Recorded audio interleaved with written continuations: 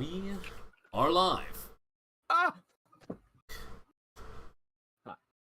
Hello, and welcome back to Dancing with the Devil.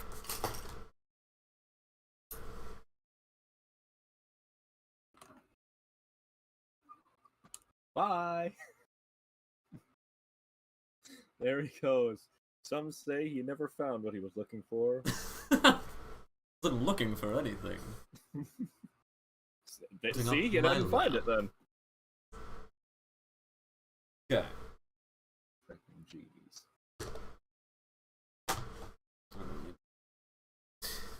What am I hearing? Stream audio. That's what it is. Hello, and welcome back to Dancing with the Devil. I am Master Kjarl W.C. O'Larlandine the First, and I will be your storyteller from the Dreamscape Storytelling Guild. And these are my players, starting with Beatrix.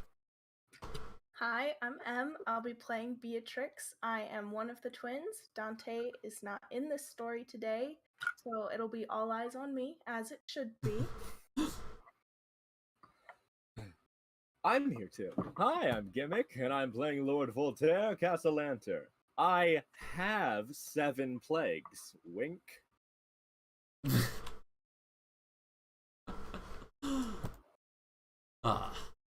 best thing about saying things is I never take responsibility for what they could mean. Anyway.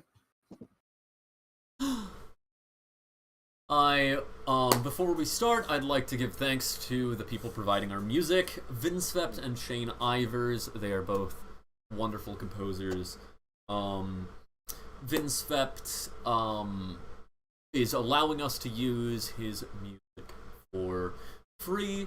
Go check out Vinsvept's Bandcamp and YouTube. Shane Ivers has their music in the public domain.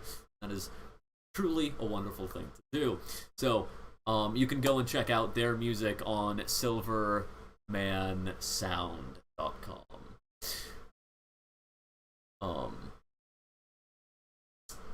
Our story tonight will be from Dancing with the Devil, Chapter 1, Devil's Demon Slayer. And it is inspired by the song Linger a While by Cosmo Sheldrake.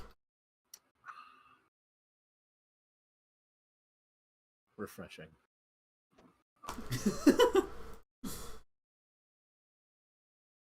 Sure. I don't know what I mean by that. Don't ask me questions. Shut up, you.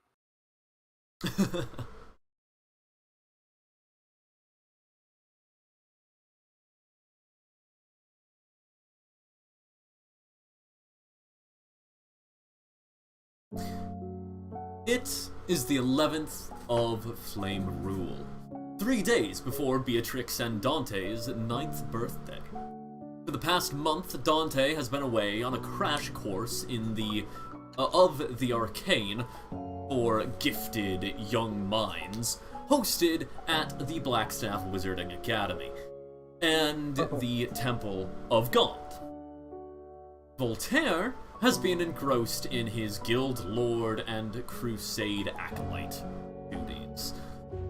At least for most of the past month, Voltaire would be home at some point most days, even though he would often just pour an amber drink before closing himself in his study to have a heartfelt conversation with himself.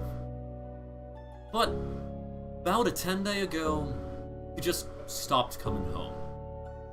The Nimblewrights assure Beatrix that Voltaire will be returning soon, and Nana Rose has been coming over more often, while he... Badger finally moved away from campus. He's chewing on all your wires. I'm telling you. He's out there. He's gonna... Oh, Nix. Okay. I forgot I have hair ties. Okay, it looks like YouTube is back. Is Twitch back? Yeah, but okay. I forgot we're streaming on YouTube too. Everything's back. Yes. To both platforms now. Okay. Nice.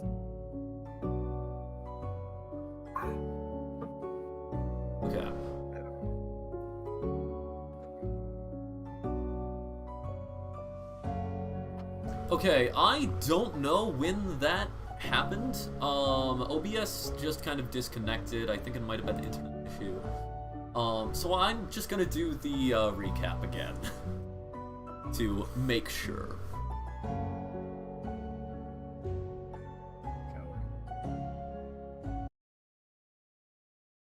Tell me whatever you want. Okay, baby. I'm here for the audience. It is the 11th of Flame Rune, 3 days before Beatrix and Dante's 9th birthday. For the past month, Dante has been away at a crash course of the arcane for gifted young minds, hosted at the Blackstaff Wizarding Academy and the Temple of Gaunt. And Voltaire has been engrossed in his guild lord and crusader acolyte work. For at least most of that month, Voltaire would be home at least some point, most days. Even if he would often pour himself an amber drink before closing himself in his study to have a heartfelt conversation with himself. But about a week ago, he stopped coming home. The Nimblewrights assure Beatrix that Voltaire will be returning soon, and Nana Rose has been coming more often while he has been gone. But that does not change the fact that Beatrix has been fighting a lonely battle that is ever increasingly desperate in the attempt to stave off boredom. Beatrix. It is the beginning of a day. You have just woken up. And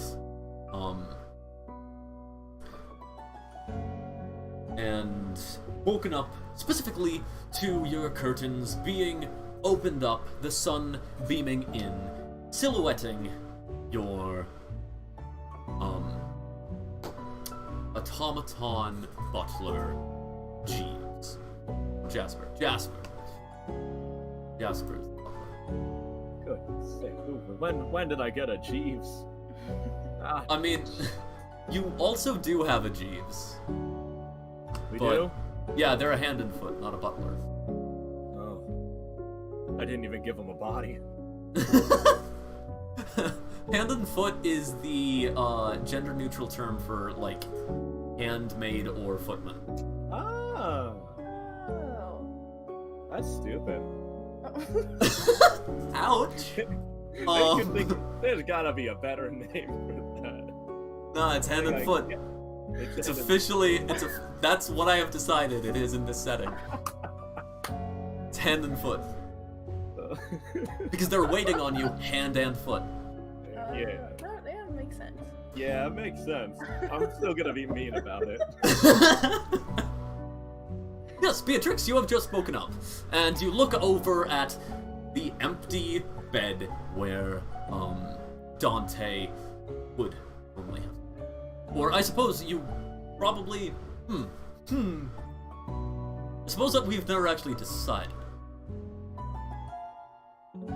I'm gonna say you had the ability to choose while Dante was away at the crash course. Basically like the bed smiths. I don't know. The people bringing in the bed would have come and asked you what type of, like, essentially they would have asked Jasper, and Jasper would have asked you what type of beds should be in your room. So essentially you have the option between bunk bed, standard beds that are both on the floor, or loft beds. Or if you came up with something creative, you could have said that too. Bunk beds. Bunk beds, Definitely. love it. Yeah.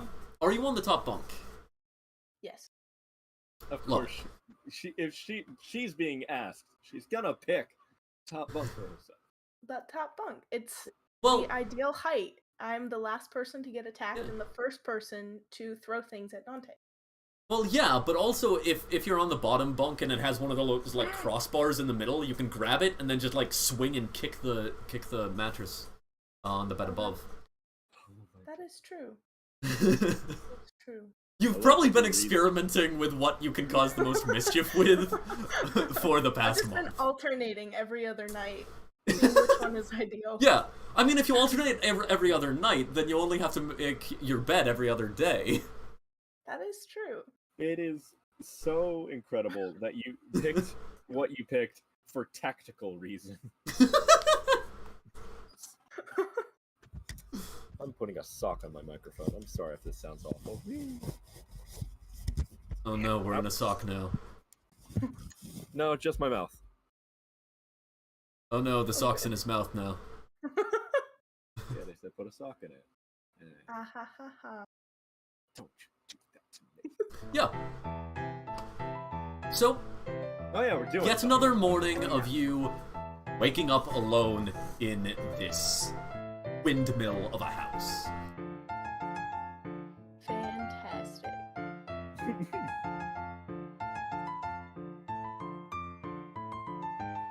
So, I'm on the top bunk for today. This is day... I don't even remember what day it is now. It's day something out of something, and Dante's not here, and I'm becoming increasingly bored.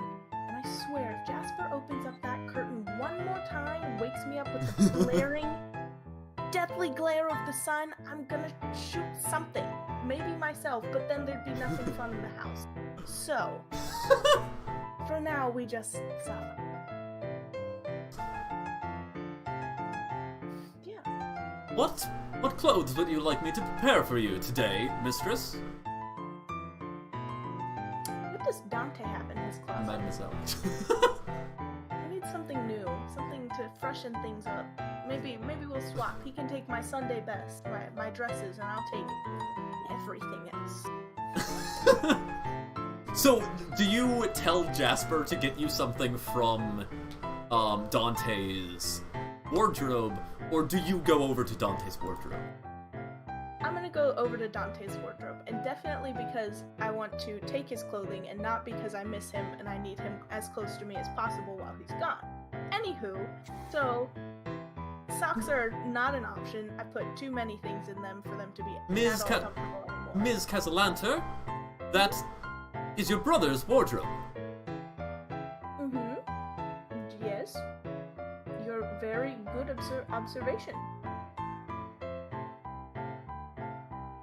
Are you not attempting to get changed? No, I am. I'm just browsing.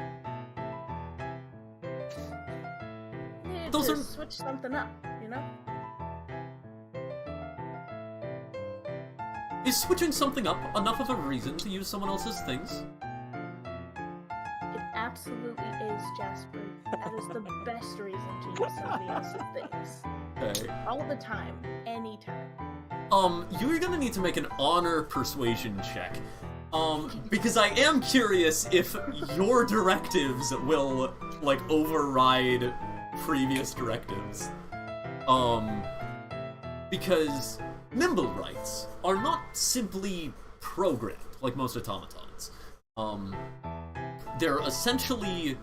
I mean, it's essentially kind of like an AI, where they have that algorithmic learning, except it's magic instead of math. Abracadabra. Well, it's probably math magic, but like it's magic instead of science, which is just a different type of science, really. Yeah. Okay. Alright. Sorry, I misheard and thought you said it's math instead of science. And It's math open- instead of science. Think of a scientist, but instead it's math. If only there was a word for such a concept. A wizard. A mathematician. Ooh. Alright, I rolled an 8. Okay. Starting out on a high note, just like last time. First roll.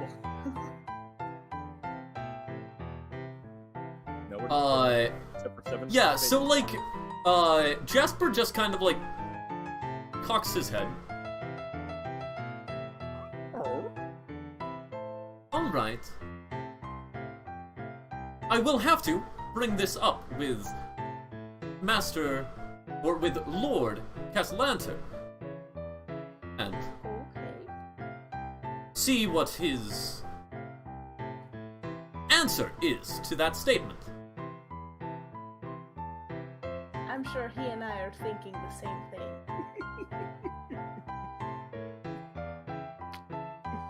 If so, then this family's concepts towards property, and perhaps the society's concepts towards property, are different than I had learned. Completely fluent. Fluctuates on the daily. What's Dante's is mine and what's mine is mine. It's a good system we have. It's a system of trust, and he knows where the boundaries are, and I know exactly where to cross over them. So it just works. You don't say. Yeah. Our mechanical waitstaff is gonna pull a heist. What's gonna happen? Worse Teach than the robot crime! Oh my gosh. You can't arrest a robot.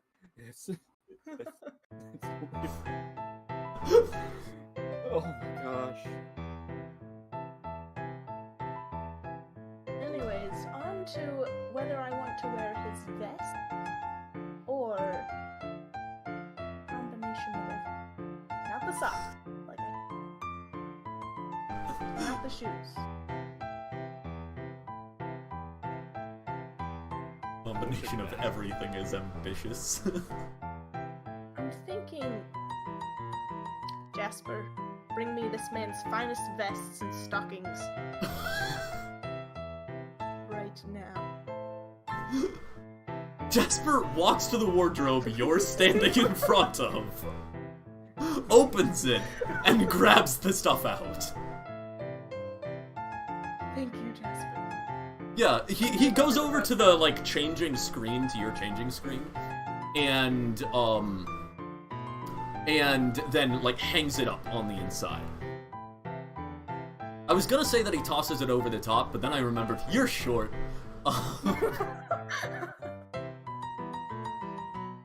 You would not be able to reach. No. Just as you're getting changed, just doing hops to try to grab the clothes. How does Dante reach? He doesn't either. It gets hung up inside of his changing screen as well. Another reason to be on the top bunk. All of his desired items are unreachable to him. What are you keeping on the top bunk? Shoes. All of them. You've just been sleeping in a pile of your brother's shoes. Yeah. You know, some people sleep with stuffed animals, and some people sleep with only the finest shoes an 8-year-old can buy. With some it's just like you, like being like, I'm Miss Dante, and you're just, like, sleeping with the shoes that you torment him with. Yeah. Exactly. I'm gonna trace back my lineage to see who's the maniac. Yeah, because that's First definitely generation, genetic. Baby. It all starts here. It's a family Be curse. surprised. None of my She was siblings can cursed. understand the concept of that's Yeah. not your drink, including me.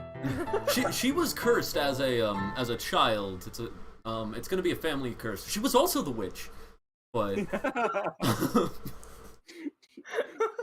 she tried cursing a mirror. It's what. What I started cannot be undone. I must live with this for the rest of my life. yeah. So you get dressed. Yeah. Yeah. You wear Dante's vests and stockings. It is a little bit weird wearing some of his clothing pieces with your clothing pieces, because they are, though not extremely different, they are designed to fit together. And that largely is more your own styles than anything else.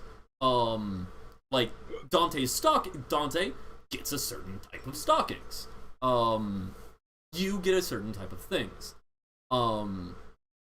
There are very notably some things in each of your wardrobes that are very much not really you. One, like, Dante has, like, a bunch of outfits with, like, super puffy sleeves. And, like, you have way more dresses than you normally wear.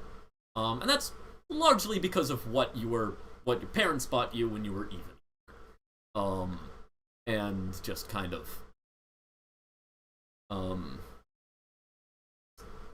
how that has gone.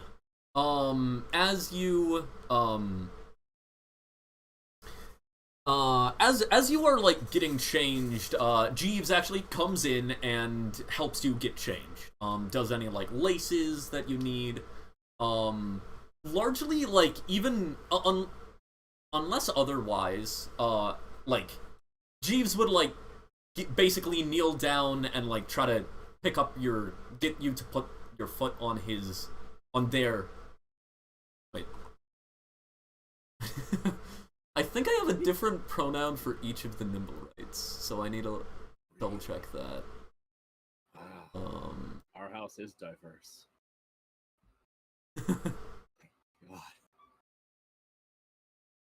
God.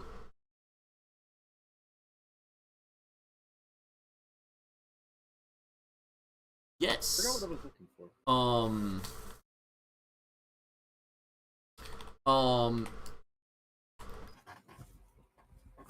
Yes, so, Jeeves would signal for you to put your foot on its knee so that it can tie your shoes.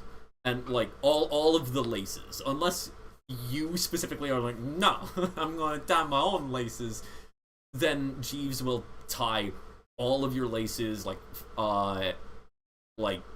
that aren't directly in the front. Well, even if they are in the front, he'll tie the laces and, like, bows and stuff like that. But, like, generally we'll leave buttons or buckles to you. As long as they are on the front of your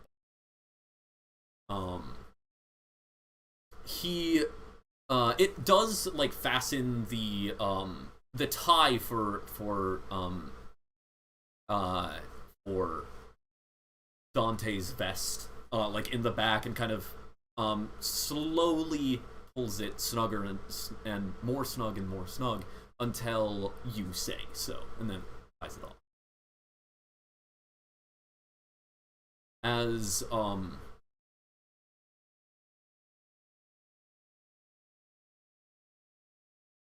Jasper is preparing your breakfast, and it should be ready in the dining room shortly.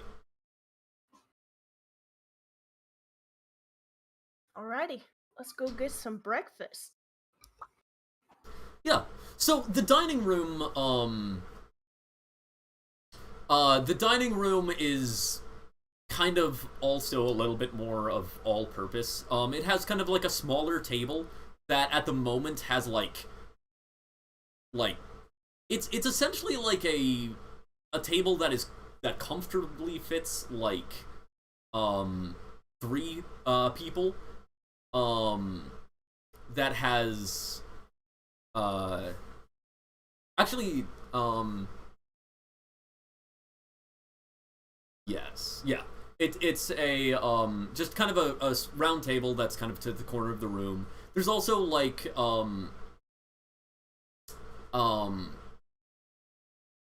like, chairs and, like a couch and stuff in here. It's essentially an all-purpose room, that the Nimblewrights continue to refer to as they've actually kind of, like, sectioned off the different parts of the room, and they refer to the different parts of the room as something different. They'll refer to, essentially, the table as the dining room. They'll refer to, like, the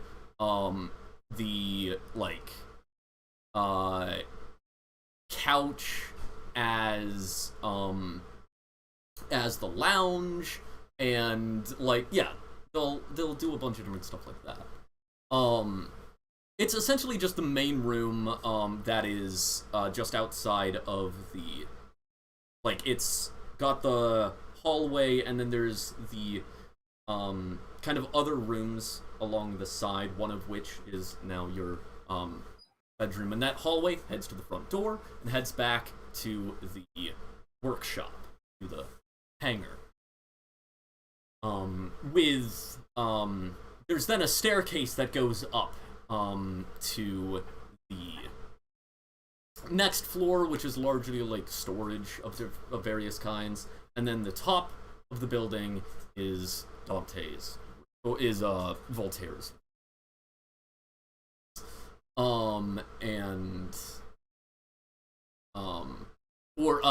next floor is the study. The second floor is study, third floor is as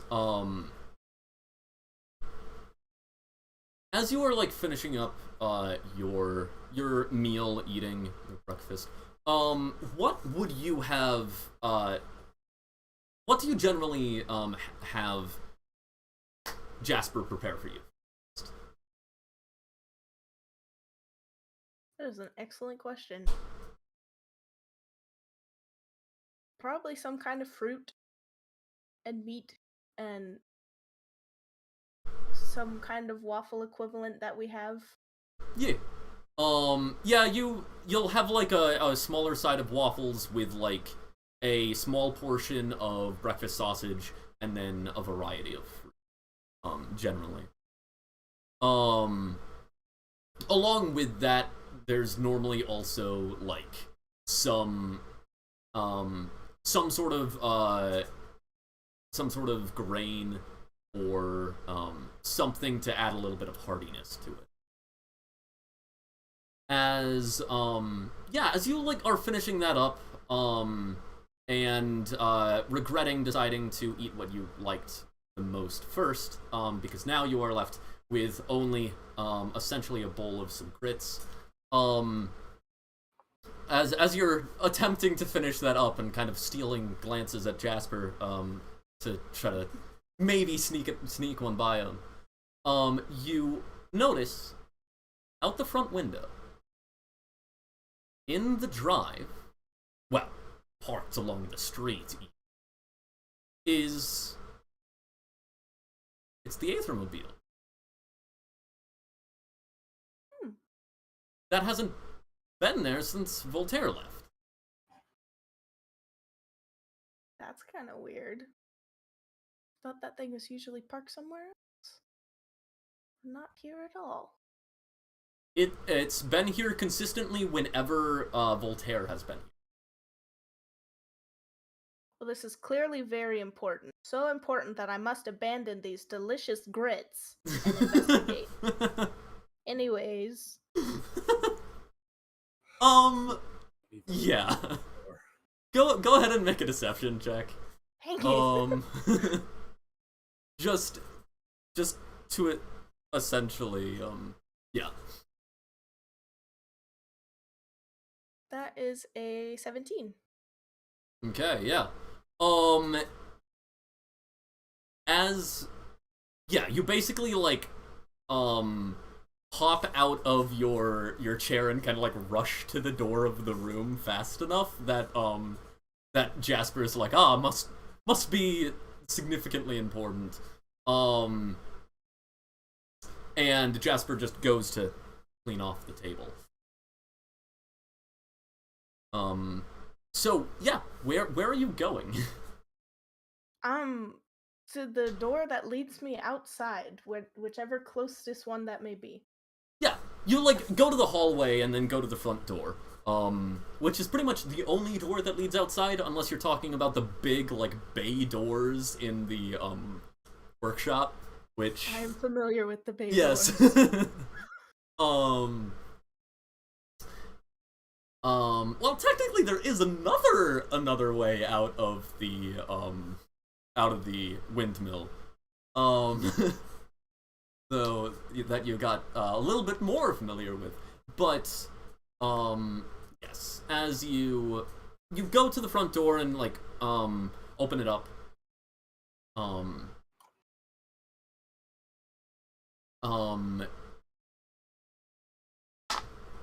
you... Oh, I don't think you ever actually gave me the corner of the eye rolls. We did not do that. No, I already have yours, but Right, yeah. I asked for Beatrix's earlier. Do you still have... Did you end up actually rolling those? No, I did not. Okay, well, we'll not do it now because it's too time consuming. Yeah. As you Jeez. look outside and you see that the vehicle is, yeah, in fact, parked on the street. There's a very, like,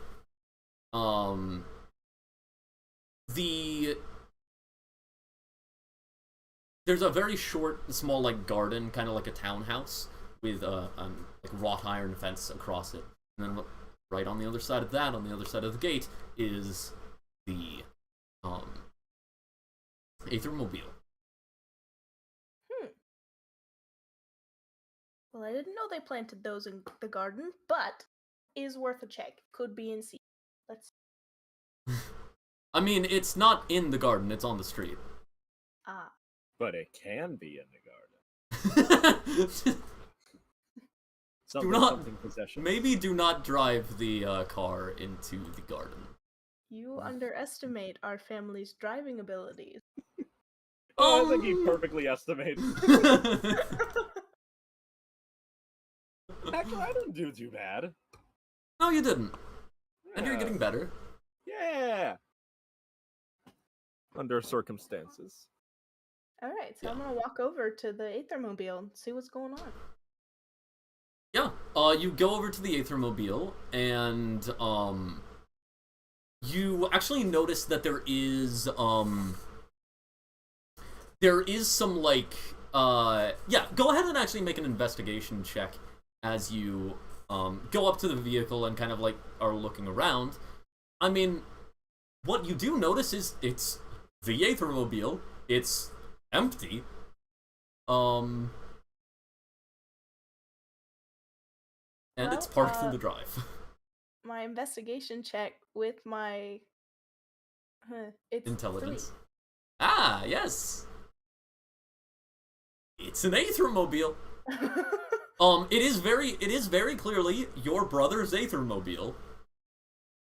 Or more aptly, the one that was the family's, that was used by, your parents before your brother, but, has now been consistently being used by Voltaire.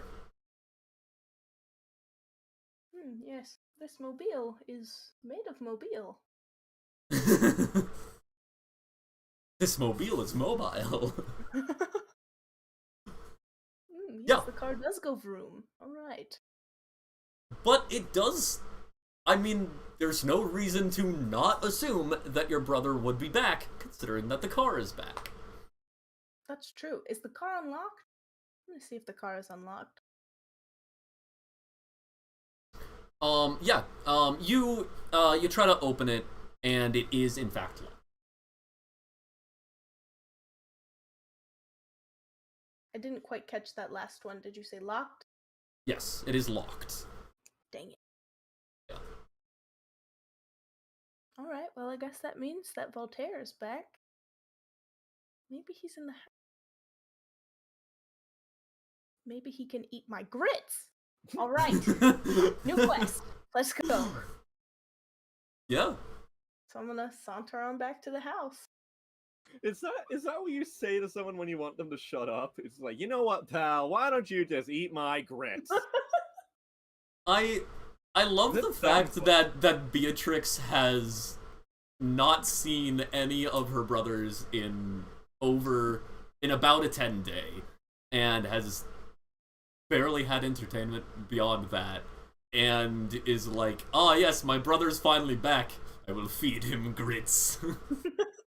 There's time for sentimentality later. This is a mission. There is goal. There is drive. There is no room for emotion when grits are concerned. Yeah. Where do you go? Welcome to the Bible Belt. I don't know why, but when you said that, you were like, "Welcome to the Bible Belt." I was like, "Can I take your order?"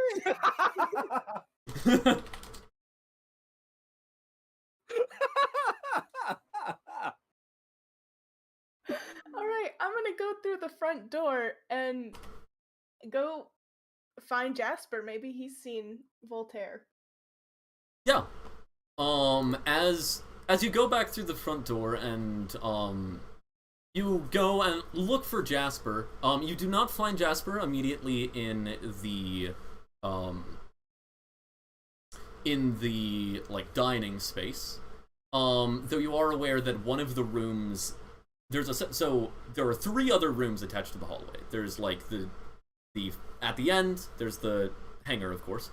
On one side is the door to the main room. And then the 3 doors on the other side, the far back one is your room. And then the middle one is a kitchen. Nice. Let's go to the kitchen. Yeah. Yeah, you go to the kitchen and you see, like, Jeeves is currently, like, washing up dishes. And you see, Jasper is currently, like,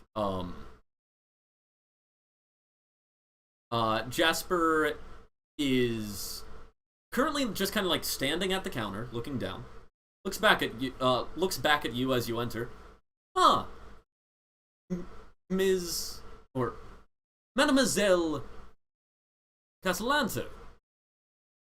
Glad you returned. Your grits are waiting. You know, and I totally like turns and wouldn't like do that. extends the bowl to you. Funny you should say that. I was just talking to my brother, Voltaire, which have you seen him around? Because I have, because I just talked to him and he said he wants to eat those grits. I have not seen Voltaire, no.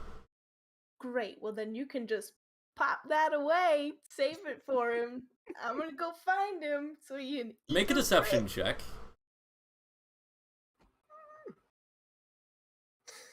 Not one.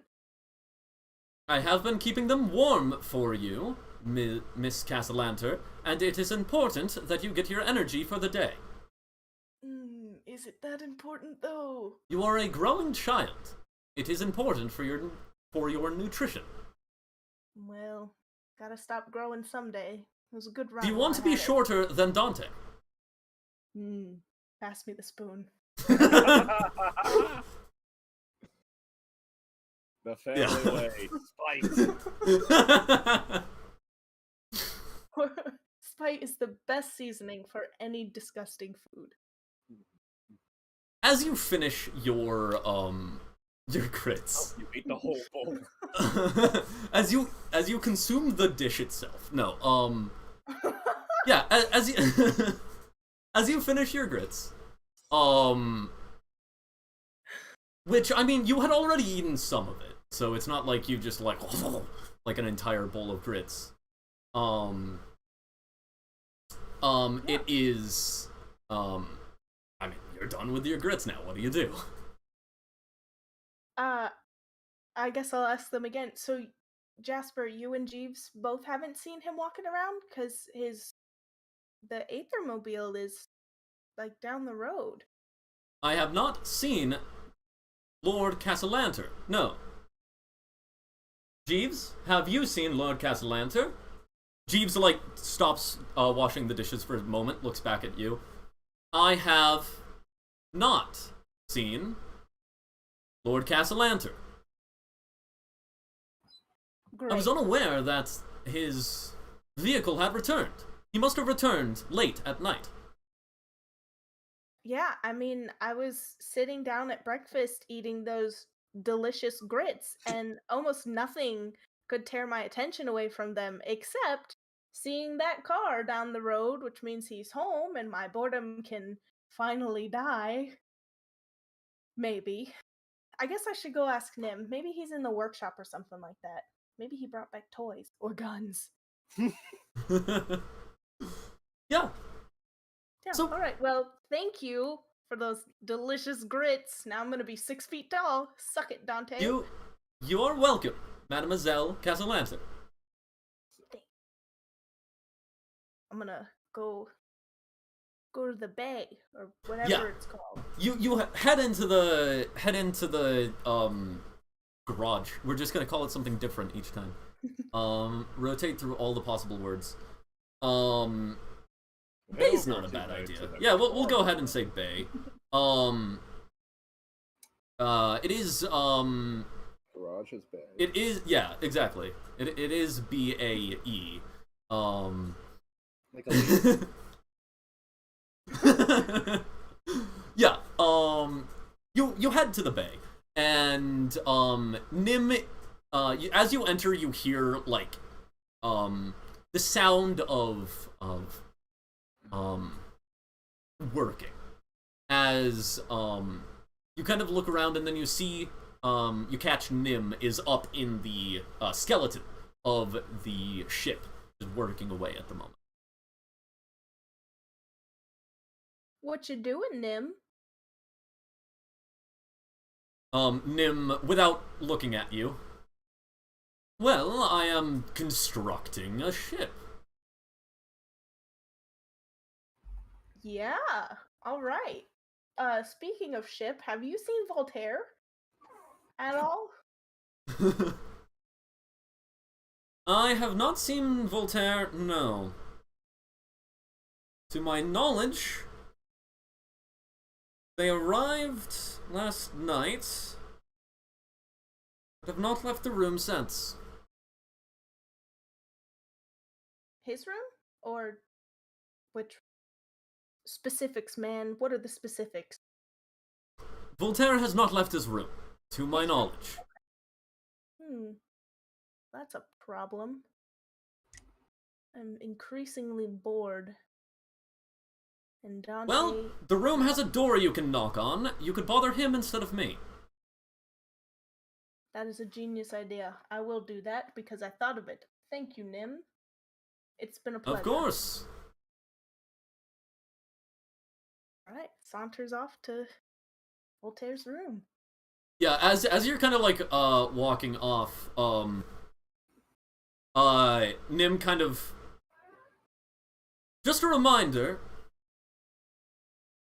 we recently got blanks for the pistol. You are strongly advised not to wake him up using them. If you didn't want me to do that, you shouldn't have told me about it.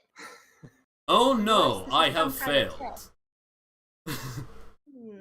You have outsmarted me. Sarcasm. Alright, I take your sarcasm and raise you one spite. I will take those blanks. Probably not to shoot somebody. Definitely not. Don't worry about it. I would be surprised if you could shoot someone with a blank. Yes, well, Nim. I am 8 and stupid. I don't know these things. So, thank you for that. I'm gonna go find my brother now. Okay, yeah. Alright. Yeah. Are you grabbing the blanks? No, because Okay. now I just feel like I've been insulted. Okay. Yeah. So you go up the very tight spiral staircase until you eventually reach the hatch to Voltaire's room.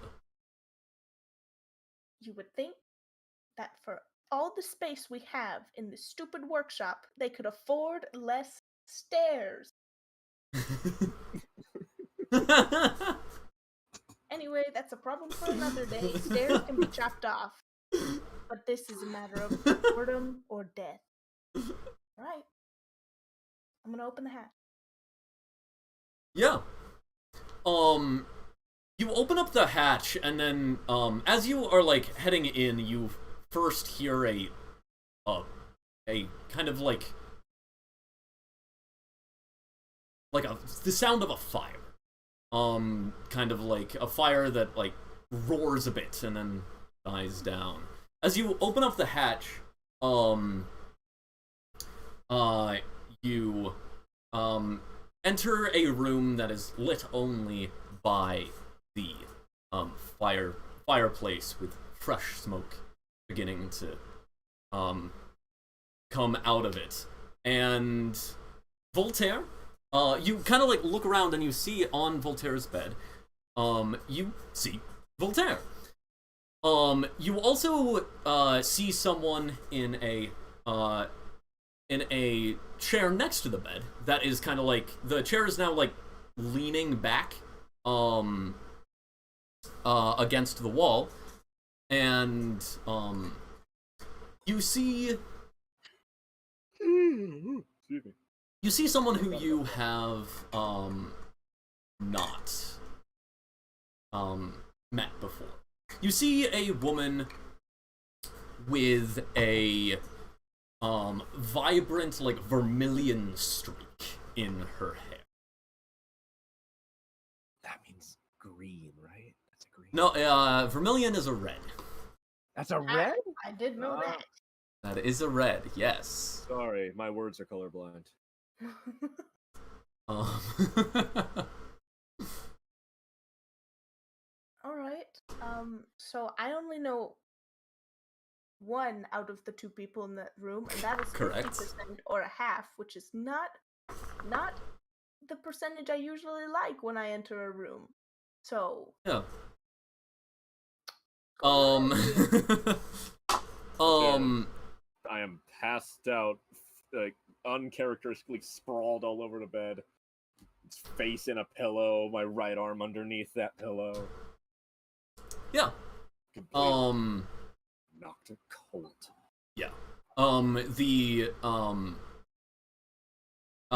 There is a blanket that's kind of strewn across. Yeah. Voltaire. As the woman looks over at you. Oh, hello. You must be Beatrix. You know my name and I don't know yours. Oh, sorry. Natalie Mosley. Ah. Okay. I'm a friend of your brother's. That does not comfort me a whole lot somehow. All right. Nat, can I call you Nat? Sure. Cool. All right, Nat, I have only two questions. One, how good of a friend are you of Voltaire? And two, are you our new mom? Because if so, I do not have room for anyone else in this house. Unless you're okay with eating grits.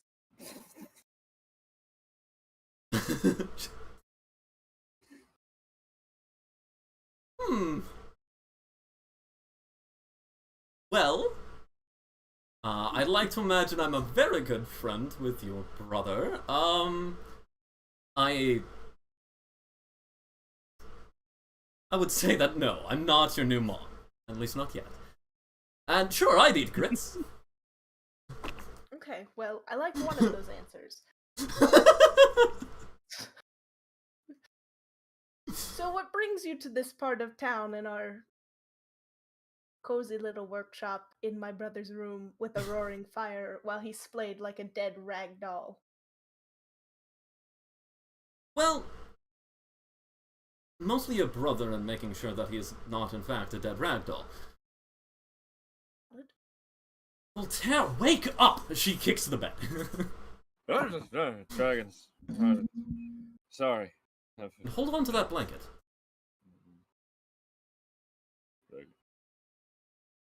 Should I be on the other side of the latch for a few minutes, let y'all figure whatever this is going on?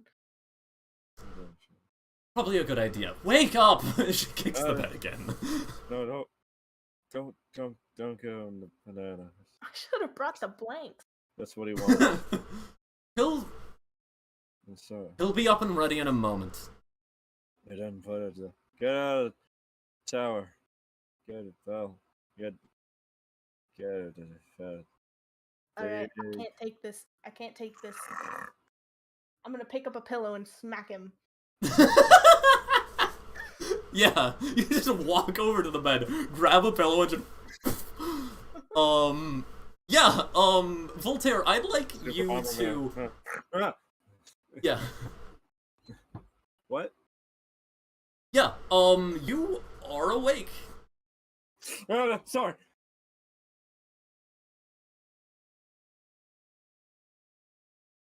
Hi. Hi. Hey. I have questions, and Great. you will not answer them until you have pants on. So I'm gonna go on the other side of this lab and leave you with this weird woman for a few minutes. Did I not? Ah. Yes, go. And let him get ready for the morning. That's the first good thing you've said all morning.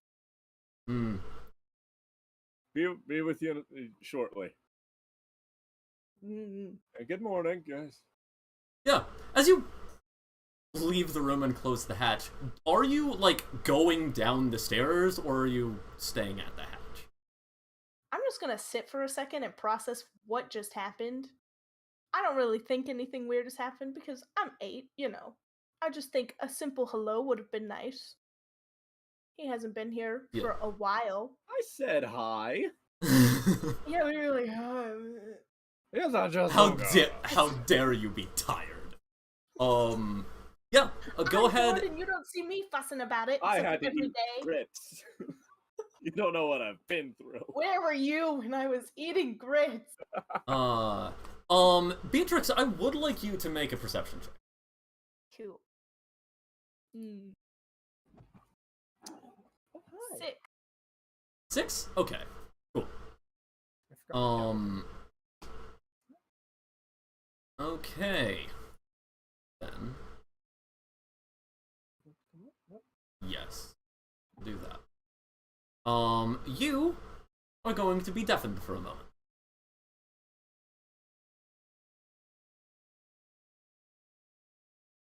Okay. As Voltaire, yeah, you are awake, and...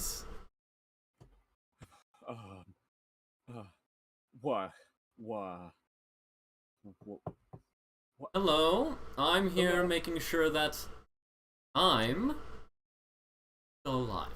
Yeah, I got that. Why this? I figured that I made the most sense to be in your room. Yes. Yeah, I appreciate that. I do. I mean more like why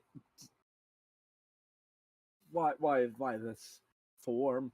Why do you look like? Already answered that question. Get dressed.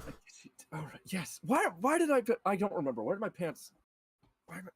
Yeah, to be clear, you are wearing like your essentially like PJ pantaloons, right? And yeah, so you just like head over to your wardrobe and get yourself quickly dressed. Get a shirt on and whatnot. This is so much harder to do with one arm. You can deal with your sister. I'm going to leave. Okay. Wasn't exactly expecting to talk to her this morning. Yeah, no, neither was I. Yeah. So, she just opens the window and steps out. Just like onto the like roof of the windmill. Okay. Before like jumping and like and grabbing onto the blade as she's just like getting slowly lowered down by the rotating wind.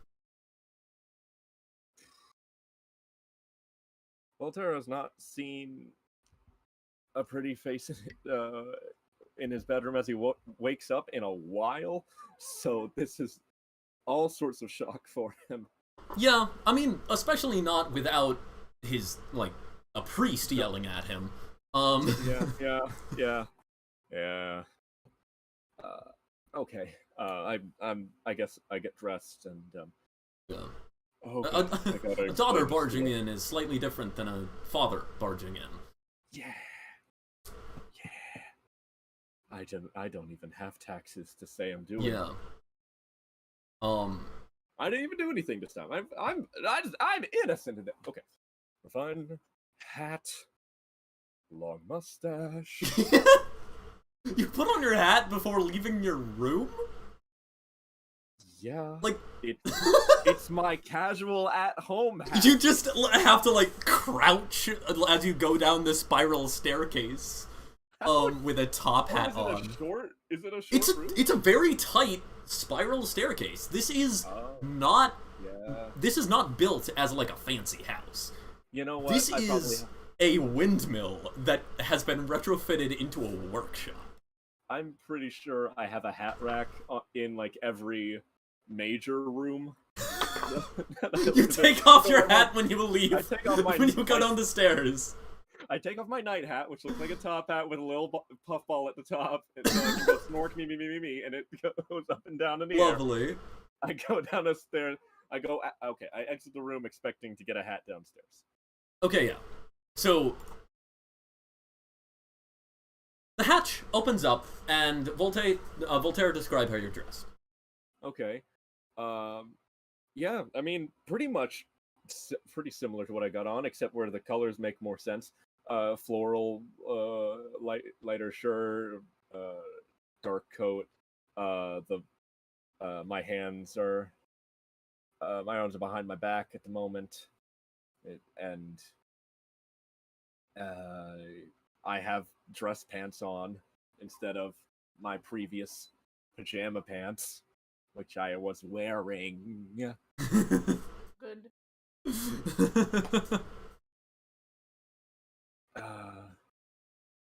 Hey, Rix! Hi, hello! Hi! Oh Would my you god. care for some grit? No, you know I hate grits. Well, I thought hate them too.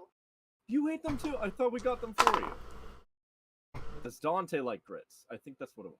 Yes, Was because it- Dante is terrible and the bane of my existence. And so He- while he is away frolicking with people who are of higher intelligence, I'm sitting here taking one for the team and eating his nasty oat grits or whatever they're made of. I don't know what they're made of either. Every morning, Voltaire. Every morning, a big old bowl, size of my face. Okay. I'm gonna, if she'll let me, I'm gonna offer a hug to Beatrix. Absolutely. And just wrap one Yeah. arm around. Yeah. It's like eating sand. I know. You are, so like, on nasty. this very steep staircase. Yeah. Like, crouching down to hug Beatrix. Yeah, this is normal for me.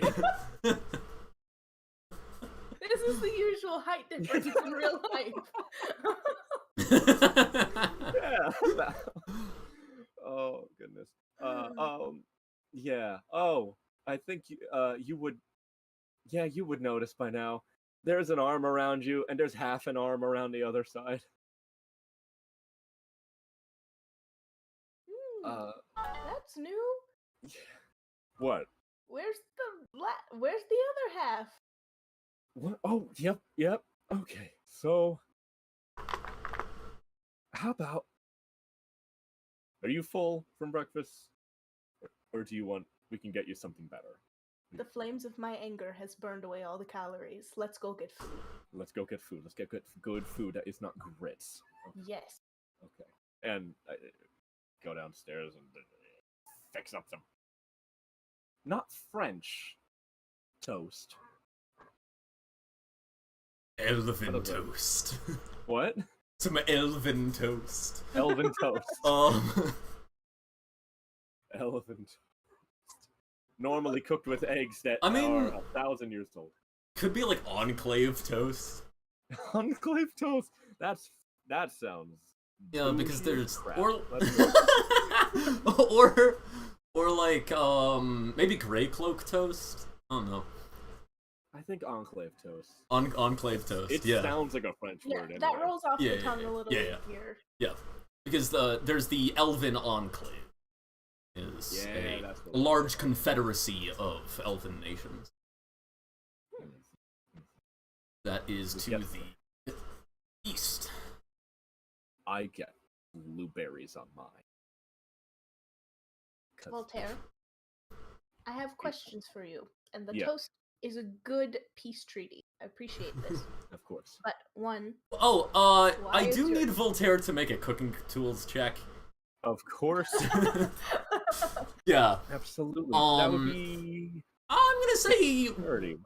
yeah. I'm gonna say wisdom actually. Wisdom cooking tools because I mean you don't take a lot of dexterity to make French toast. I guess not. You're right. I was thinking of like. And it's not a in the difficult everything recipe, thing. so intelligence doesn't make much sense. Yeah. Well, good We go news. with wisdom. Yeah? Good news is I have hand and foot available because in that one I'm not gonna do it. I will take anything. Yeah, Oh, so great. you literally just make bread, like, coated in fried egg. I make a fried egg open Yeah. fried egg sandwich. Yeah, well, more like scrambled egg. It's like just it's like breaded bread, but the breading is egg. And it's just floating in some milk. You make Yeah, a it's just, reverse like, sandwich. You put the floating in bread some milk. inside thing. Yes, Beatrix, this gets set on the table in front of you. This essentially bowl of milk with a floating, like, scrambled egg with bread in the middle. Bread-shaped scrambled egg. Man. I'm not used to this. I can't think. This looks immaculate. Anything for you. Okay. Hi. Question. Yes, let's catch you up. What's up? I'm going to list them all, and then you're going to answer them all. Great. Got that? Okay. Yeah. Why was your Aethermobile not parked right by the house? I mean, 2. to be clear, okay, I failed at describing. That is as close as it can be parked. Like, this is like, there's like a townhouse, like, walkway going to the sidewalk, and then, like, a garden that's, like 3 feet from the front of the building to the street. Gotcha. Okay.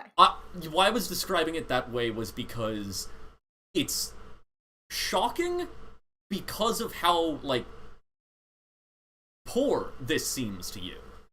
Like, you are used to having a driveway the length of a road.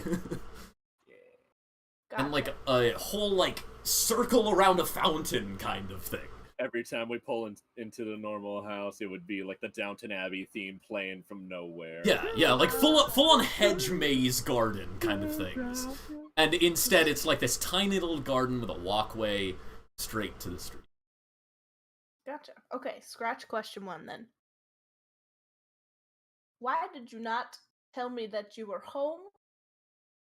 Where is part of your arm? Unless this is some cool magic trick you've been working on and I'm about to, like, pull it out of my toes? Gross. Yeah, right. Not as fast as I was worried it was going. 3. Who is this Nat lady? 4. Her hair is cool. That wasn't a question, it was just important. No, you're right. And 5. When are we getting Dante back? Because I swear if I have to have another day of picking which bunk beds I'm going to sleep in as the most exciting part of my day, I'm gonna lose it. I'm gonna drown myself in grits. Don't do that. If you're gonna die, you're not going to go like that. Also, you're not dying. Okay. Then prevent it. Answer the questions. Yep. So, 1. Which one was 1? I got. Yes. Why didn't I say it was coming? I got home very late. I'm so sorry. I was very tired. I wanted to, but I was exhausted, and I just had no time or energy. Yet. Understood. You are forgiven. Thank you. 2 was the arm. Yes. Okay. This is not magic. There was an accident. I was recovering for a while, which is why I haven't been home in about 10 days now.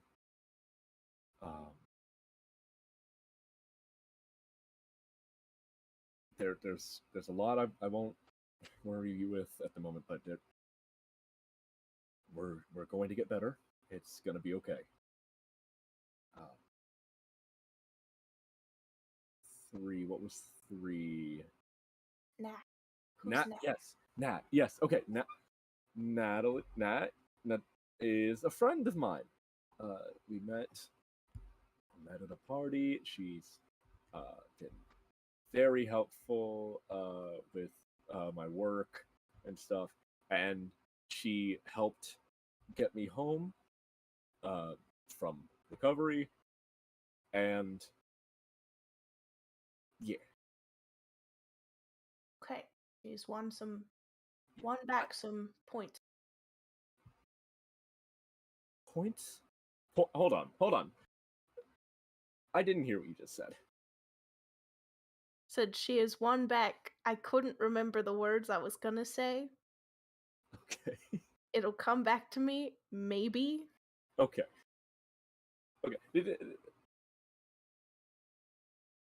Do you keep? What is the tally point system that you keep for people? What is that?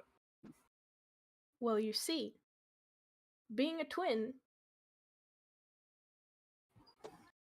Yeah. It's a How twin does thing. It's a twin I thing. am Yeah. sorry to interrupt. Yes. Lord Cassalanter, Yes. a letter has been left in your study for you. Okay. Great. Okay. I will. Thank you. I will retrieve it when I get. Your guest asked that it be dealt with as soon as possible, that there are errands that you are very interested in completing quickly. Yes. Yes. Okay. Okay. Okay. Rick's gonna. I'll be. Give me 1 sec. I'll be right back. I'm just gonna read over some paperwork. I want to get back to you, and we're gonna have a day. We're gonna have a day. Good. Yes. Blueberry goes so strangely with egg, and I go off to the study. And Beatrix, do you patiently wait downstairs, or are you made curious by the study? I'm gonna quickly enjoy this enclave toast that has been set before me, and then I'm gonna follow to the study. And by quickly enjoy, I mean I'm gonna hand the plate to Jasper and say, "Please don't tell Voltaire I didn't eat this. It would hurt him."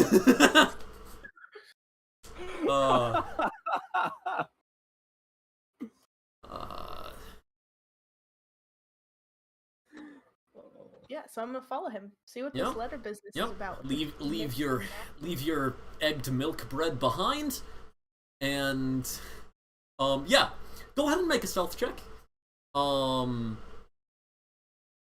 We're sneaking. And Voltaire, you head into your study, up to the second floor, and kind of look around, and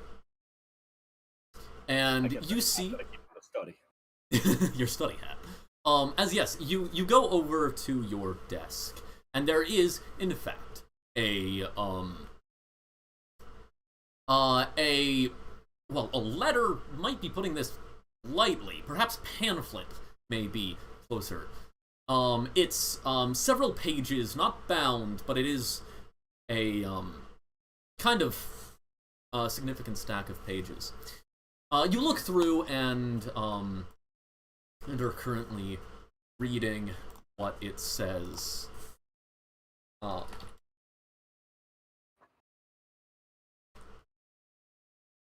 What was your stealth check? 9. Okay.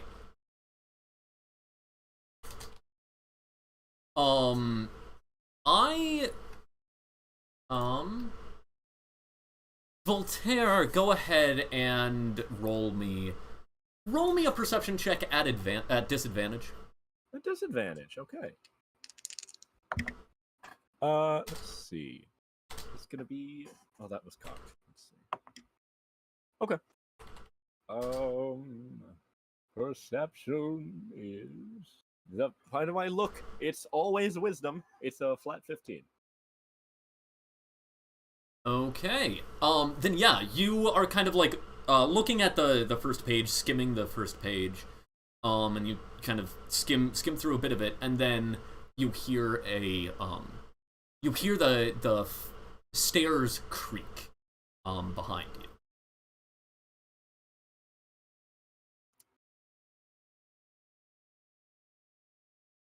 I'm fine.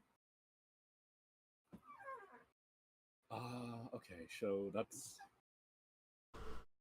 clearly we gotta how quickly do I have to get this errand over with?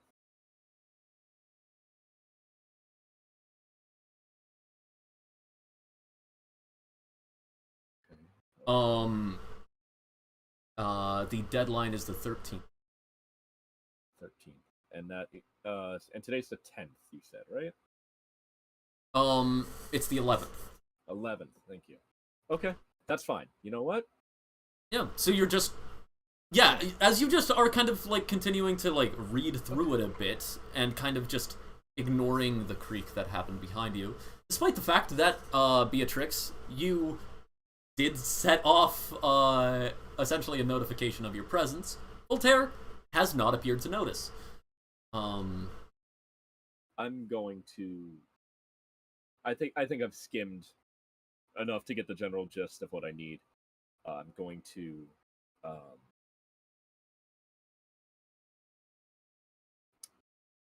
I'm gonna look, just glance over my shoulder. Sneakily, is she there, or is anyone there? You're trying to do it subtly? Yes. Go ahead and make a stealth check. Mm-hmm. And then Beatrix, I'd like you to make another stealth check, and Dante or Voltaire, you'll be making a perception check. Okay. That's a 15 on stealth. I see you 15, and I raise you a 6. I see your 6. Well. I mean, you, Beatrix, do need to make a perception check to see if you notice him looking back. So yeah, Voltaire, you would notice Dante, or Beatrix, hiding, just, like, the door to the, study is essentially cracked. The study is a, circular room with, shelves going up a significant ways. Kind of lining the walls, and directly in front of the door is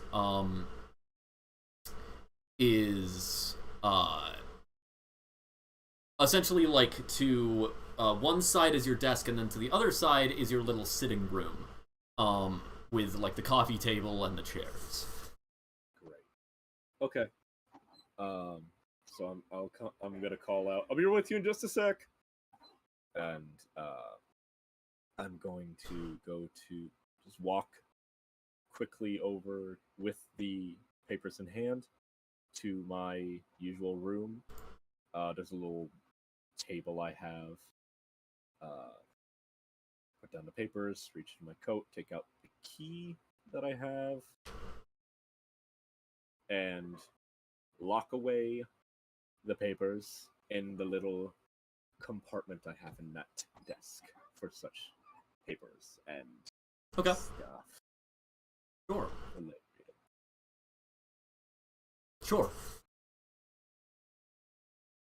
Okay. I'll get to that later. I have time. Spending time with my kid. Okay. Put the key away, and head right back. As you're heading to the staircase, as then the study's clock tick, clock, tick. Stop.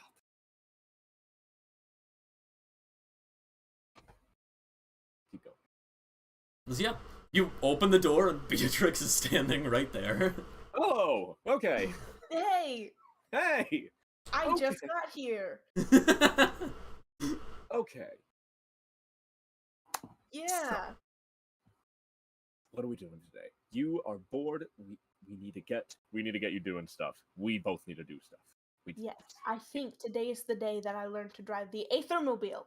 Ah, incredible! That's an interesting idea. Now stand up up next to me. Let me just see real quick. Okay.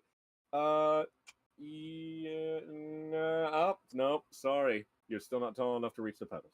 After all those grits, Jasper lied. He- Okay, well, I mean, he said the same thing to me when I was your age. And I'm, like, up here. Well, Yes. no, I'm exactly up here. What? that's true, but you are down half an arm. I don't think any grits could solve that. There hasn't been a breakfast I have yet to discover that can fix amputation. It's like glue. You just slap some on the wound and And then where's the bandage rest? it up and Bandage it up. Where's the rest of the arm? Where do I get that? We're already at the breakfast table. Am I using a whisk? I don't know, man. You're supposed to be the super techie genius. Oh, You'll figure it out. Or we'll wait I'm the for super Brain techie- Boy to get back from Brain Camp. Sure. Mm-hmm. Come on, let's go do something fun. Yeah. All right. What have we got scheme-wise? By the way, nice outfit. When did I get those? So this old thing, I've had it.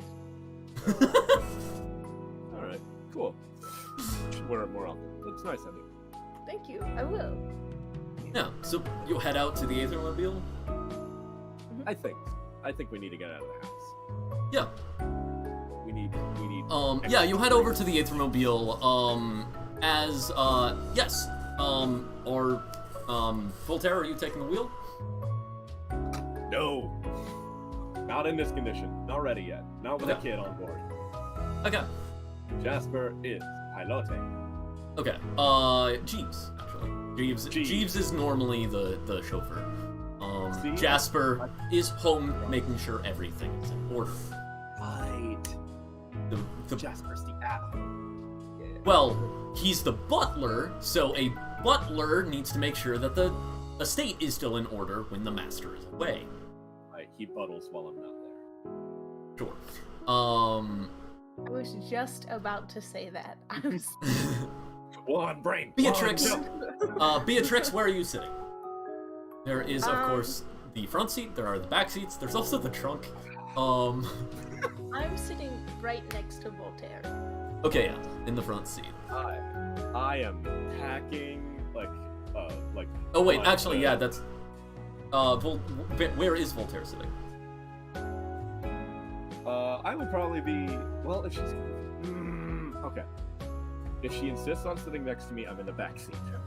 Yeah, okay. So you kind of get into you open up the back seat, or more aptly, Jeeves opens up the back seat door, and you look in, and you see a pile of blankets on one of the seats. Not again. Okay. Do we have a sleepover? What? As a in a moment, just this drow. Frick! Okay. It's just kind of looking around, like majorly squinting. Okay. Who's that? Oh, Hey. Voltaire. Yeah. Hi. Voltaire. Hi. Is there a chance you can be somewhere else today? No, we have something to do. That's important.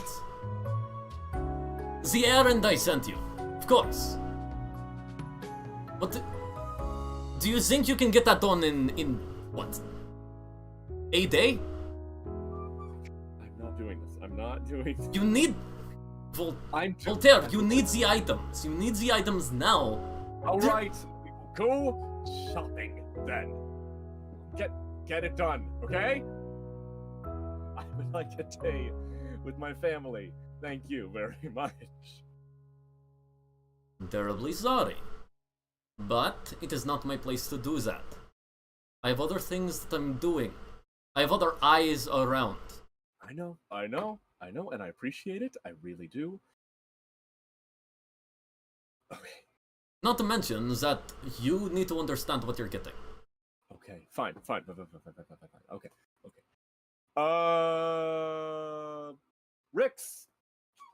let's go back in the house real quick because I forgot something. I forgot a shopping list that I need to apparently bring with me. We will still do fun things today, I swear. We will be doing good things. I'll sit in the front, you guys can be in the back. Yeah, alright. I am so confused. There's I didn't realize that either of my brothers had friends. I thought I was the fun one in the family. Oh my gosh. I am so much older than you. I have so many more opportunities than you. What are you... I'm terribly sorry. The name is Raphael Despot. That is too hard. I'm gonna call you R. That works, I suppose. RV! Friend might be a bit of strong words.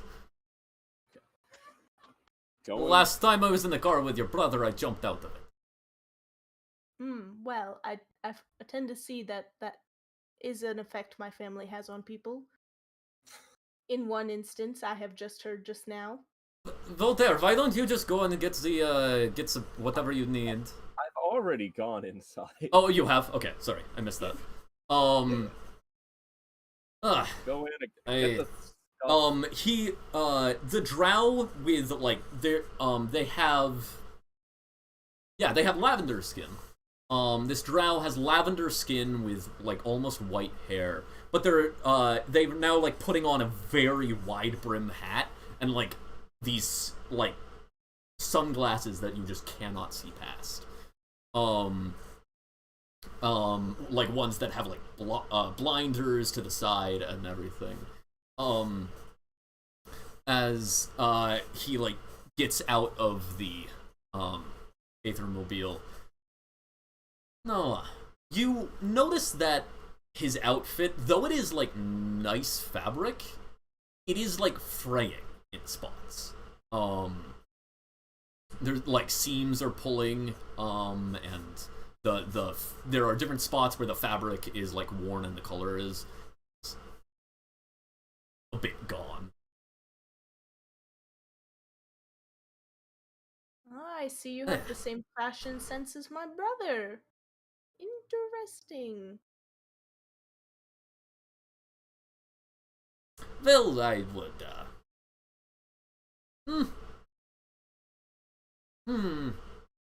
Currently trying to decide whether or not to take that as an insult. I'd come back. Yeah.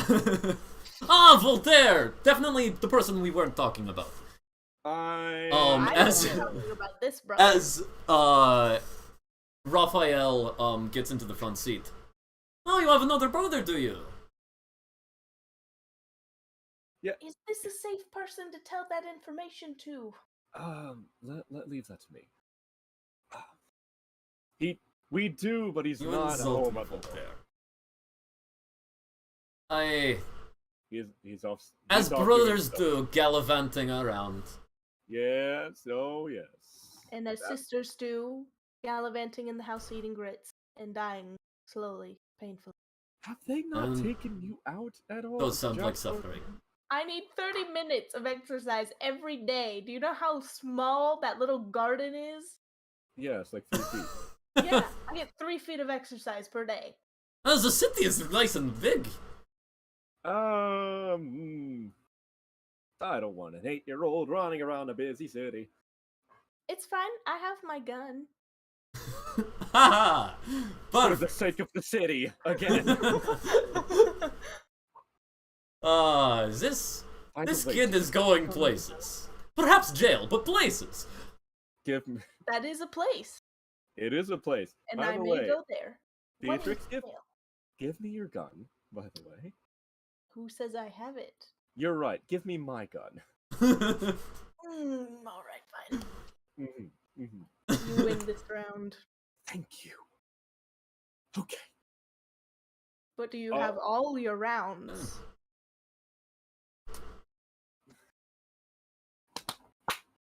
Well, Automaton, get in the back. We don't need you at the moment. Thank you.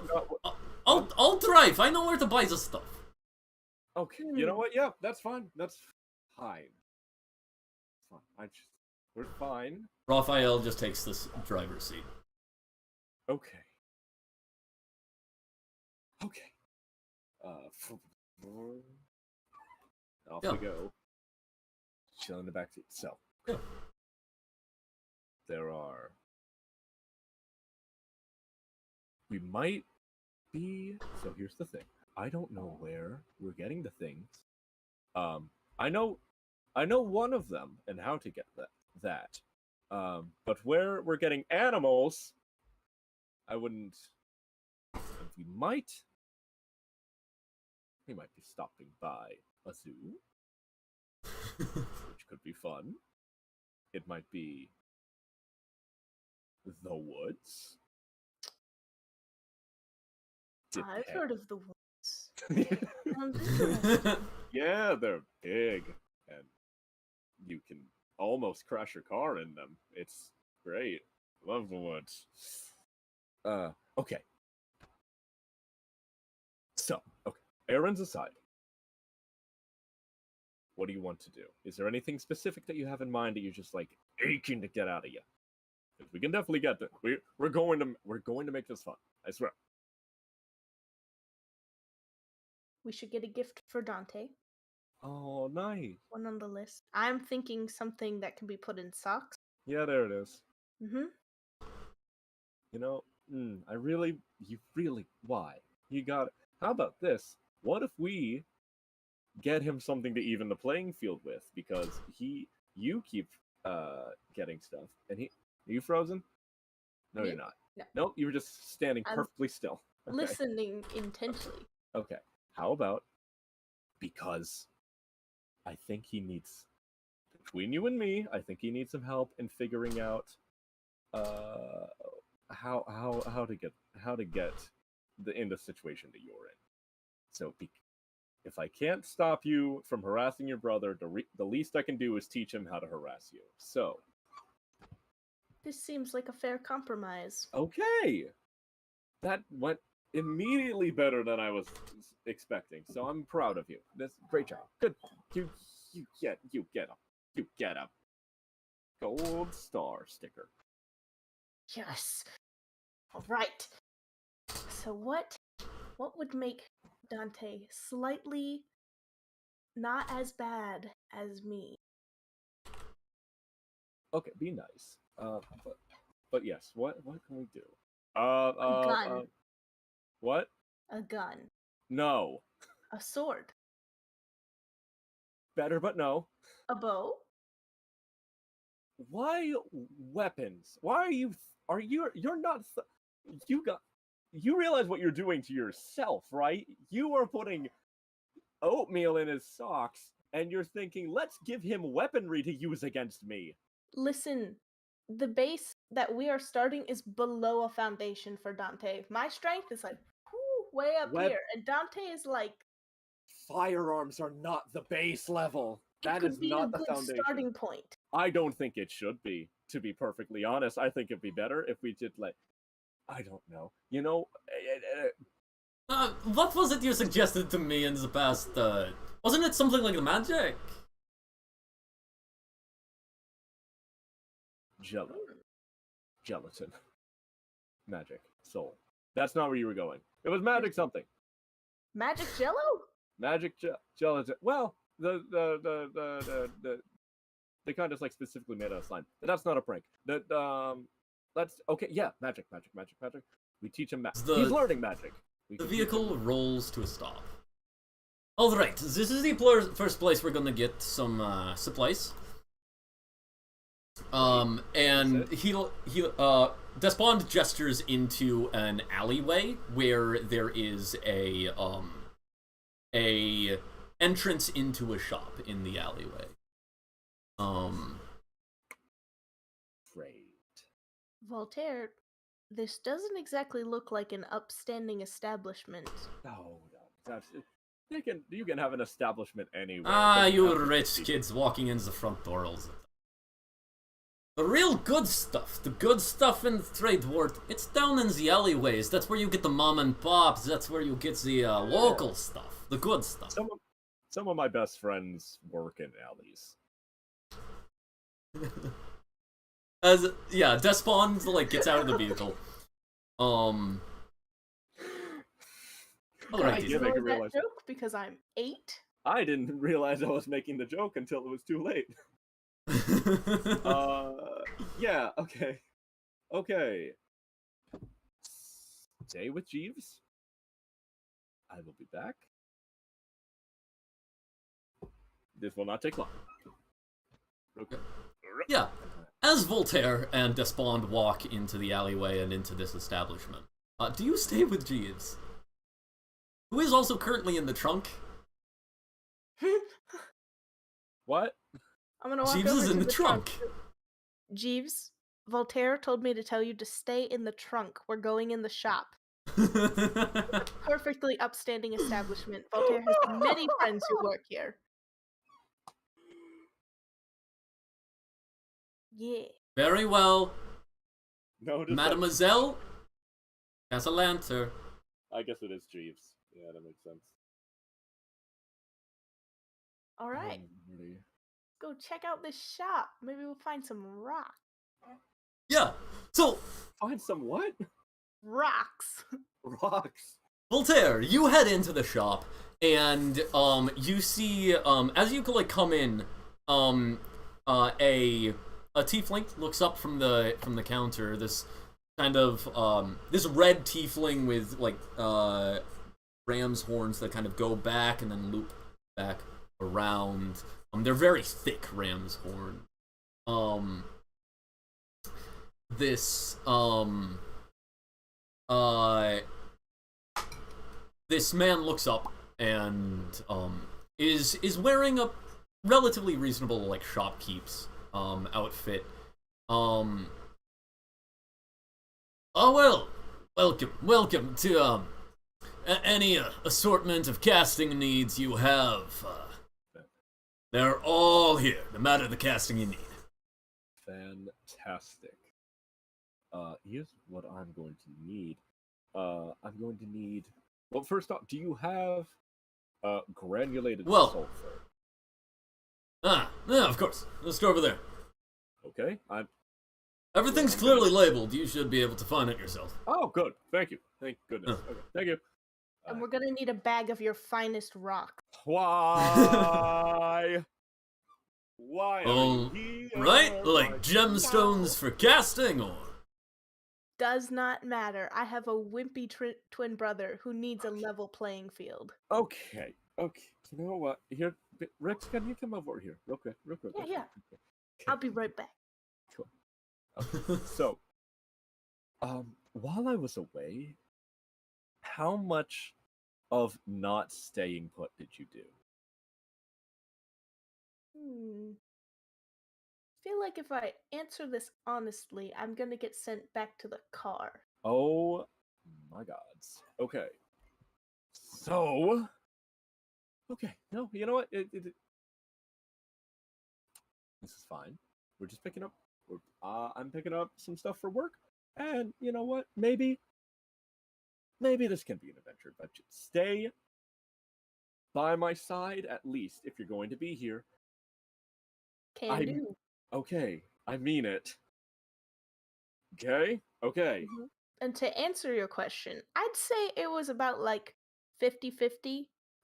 Part of the time, I was losing them. The other part of the time, they were losing me. So, whose fault is it really? Animatronics put in charge of a child, or a child avoiding I'm not gonna finish that. That sounds convicting. Yeah, it does, doesn't it? Golly, you are my sister. Let's go. Okay.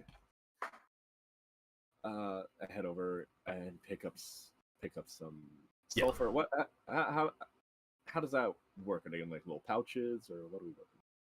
Yeah. There's yeah, you just grab a large pouch of sulfur. That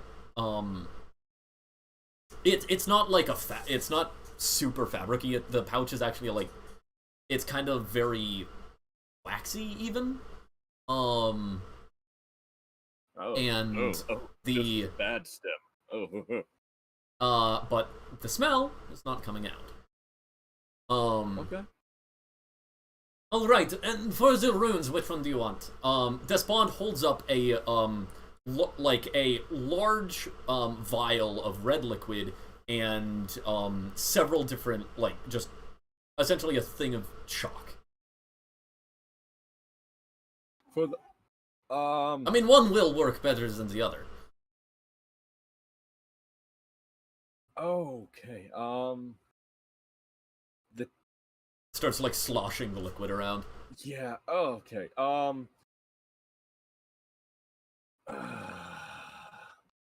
Whichever is most effective, I guess. All right then. Trust your judgment.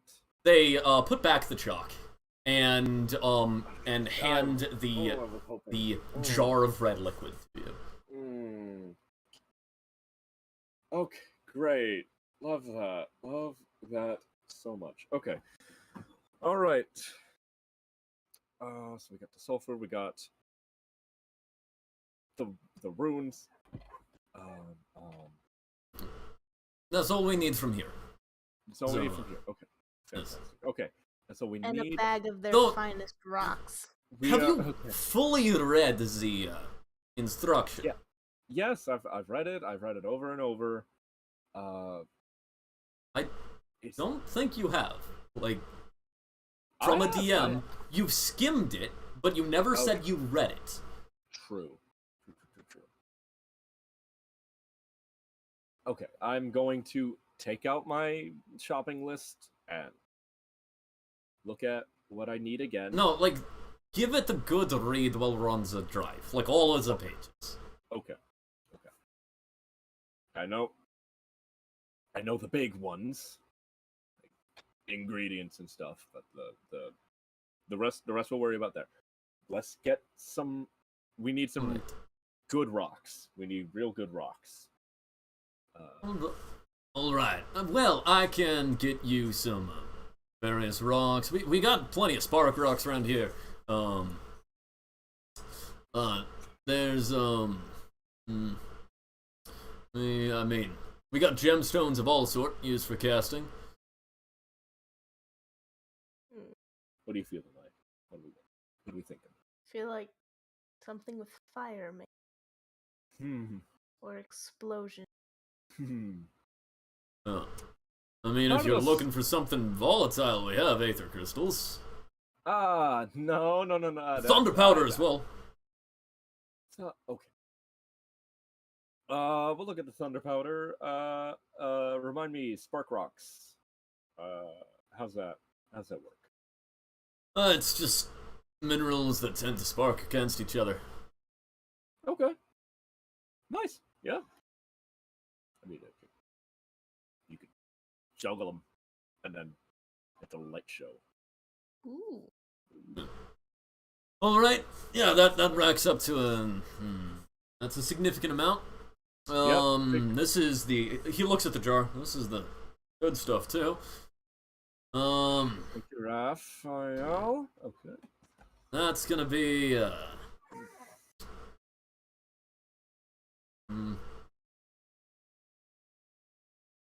400 gold.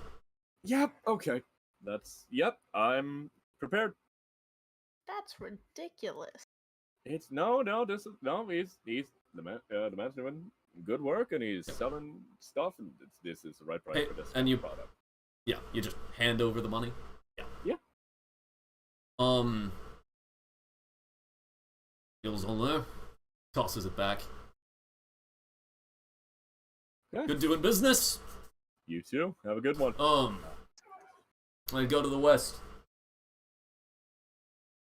The west. Yeah, I go to the west. Okay. Yeah. Insight check, please? Go ahead. Yeah, make an insight check. Great. Let's see. So I'd be adding insight. I would be adding 2 to a natural 1. Okay. I mean, what do you think it means? What spectacular way do you misinterpret this? So clearly, this is a family-run business. So to the west, there is a secondary location that's like, hey, there's a shop over on I-95 where my uncle's selling some peanuts. Okay. So, yeah, that's probably what it is. Okay. Yeah, we'll go to the west. Yeah. Maybe we'll meet some of your other friends who work in alleys there. Oh, maybe not. Who knows? And we go to the car. Go to the Aether. Yep. You head back to the Aethermobile, and you, Despond gets back in the driver's seat, turns the car back on, and begins to drive. Where did she go? I mean, everyone's in the vehicle. Yes. But he's in the trunk. Do I know that, though? Jeeves? Yeah. Yeah, he got in the trunk at the beginning of the drive. Despond was Okay. like, I don't need you to drive. Go get in the trunk. Oh, okay. Yeah. That was a surprise to me, because I thought you said get in the back, so I thought he was with the two of us. Well, yeah, I mean, he did say the back, but But it's Jeeves. I have prior established that when the Nimblewrights are not driving, they are in the trunk. Yeah. That has been stated several times. I forgot. Yeah, they just kind of like fold themselves up and put themselves into... There's actually like compartments in the trunk that are specifically designed for them. Like a little backpack. I was also thinking a backpack. As yeah. Just all a little rectangle, just arms. As Despond begins to drive to the west. Okay. I wonder who we're going to meet at the west. Yeah. And we are going to take a short break. We will be back at 55, and then we will continue. Goodness, that's 33 years from now.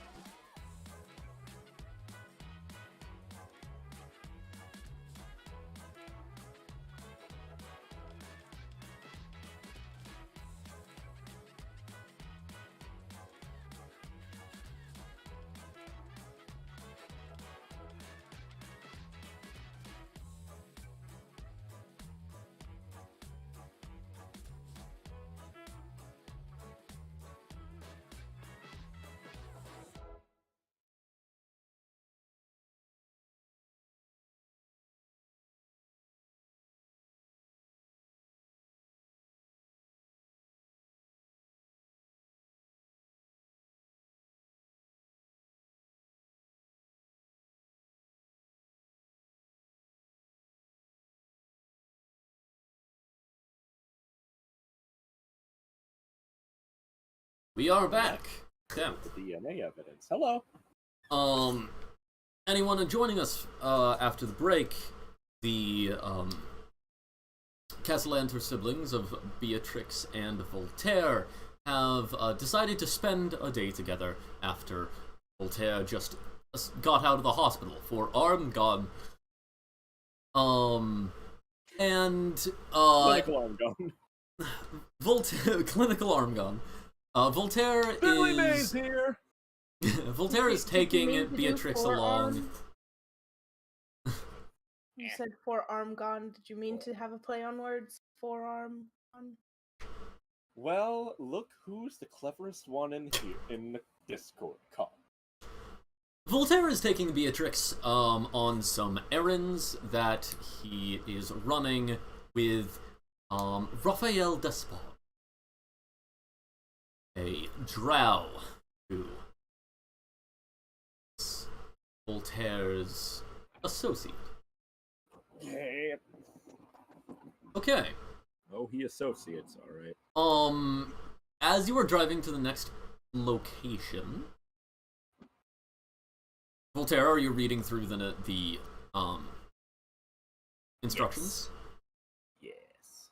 Okay, yeah. Go ahead. Are you taking your time? Like you can activate passive investigation. I think I will. Okay. Go. Beatrix, how curious do you get about what Voltaire is reading? Very curious. Okay, yeah. Are you trying to sneak peek subtly, or just like, hey, what that? Just what do you leaning on the arm, being like, what is that? Perchance. Yeah. Very boring. Beatrix, make a perception check. As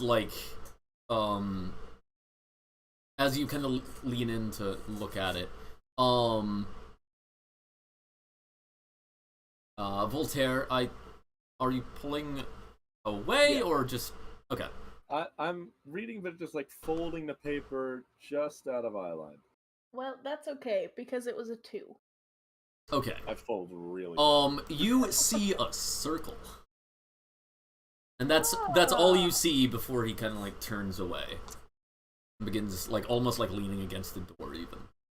You know, just working on my circle work. You know, lots of circles and magic. Yeah. Is that one of those fun things you do as an adult? You learn how to draw circles all day. It's like it's like the constants of adulthood: death, taxes, and circles drawn on the ground. As yes, throughout this leg of the journey, you pick up some more information, specifically like the stuff that is tertiary, non-necessary information, but information that you wouldn't necessarily pick up from skimming. Okay. I am going to look like in the margins of my notes, just start just writing over and over, taking necessary notes. Same thing, just to get it. So, Arda, where do you want to get these animals from, huh? He said to go west. I assume there's an. No, that was just some friendly advice. West is not a destination; it's a direction. Yeah, I assumed there was a destination to the west. Why did No. he say west? Is there not a? I thought it was He Despond looks back at you for a moment, then back to the road. Want me to answer that? Because you're saying that, not when there's KIDS around. How old are you? You can spell. Crap. Well, this KID God. minus the S would very much like that answer. Let's wait. Let's wait. And you can decide that among yourselves. Where are we going? Do I know of any places that would have animals for sale? I mean, you're in the trade ward, so there are, like, livestock you could buy. Yeah, but like a large beast is pretty. It's like a cow. That's what large is. Okay, I thought Yeah. it was bigger for some reason. Okay, No, no. great. Yeah, horses and cows are large. Yeah, I think since we're in the trade war, I think just like, looking for livestock would be the best. So, like people selling. Yeah. It's like they got. Go ahead and a whole heifer on the market. yeah, go ahead and look around. Icky. Oh, I'll wait here. Great. All right. Thank you. Okay. So, Rick, you should know this part of my job. There is a barbecue that I'm planning with some work people that I have to work with. So we gotta get good amount because there's a big appetite coming this way. Hungry enough to eat a horse? Ah, well, actually,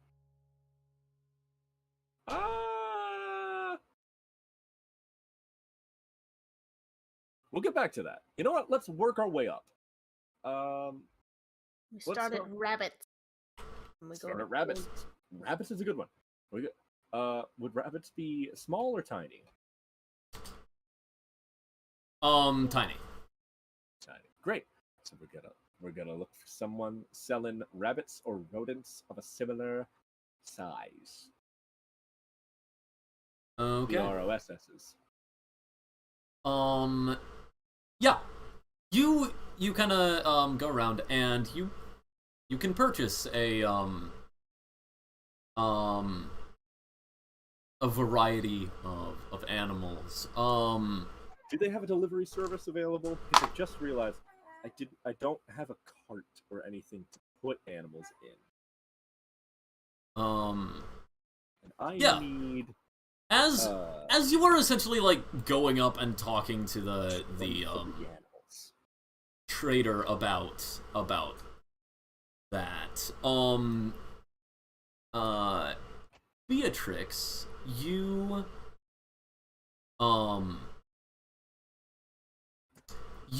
see that you see just like next door to this is essentially there's a pet shop over there. That you see there are like falcons in it. You see there are like some snakes. As well as there are like dogs and cats. You see some fish, and you even see what appears to be like a small dragon with like Interesting. butterfly wings. Time to make a new friend. Right. Gonna go in that pet shop. Yeah. You head off to the pet shop. And as you head in, you see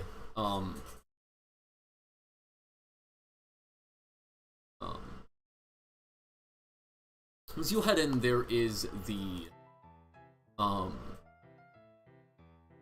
in on the back wall you can see or actually no, there is the dragon with butterfly wings like in a cage like at the window, whereas like on one of the walls there like high up there's actually several other small dragons, except these have regular leathery wings with like scorpion tails.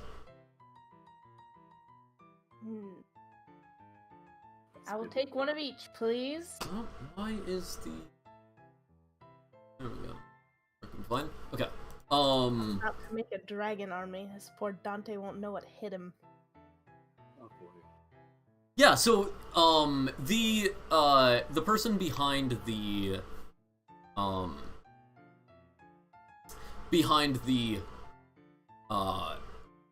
bar, behind the counter, that's what the word is, turns to you, and this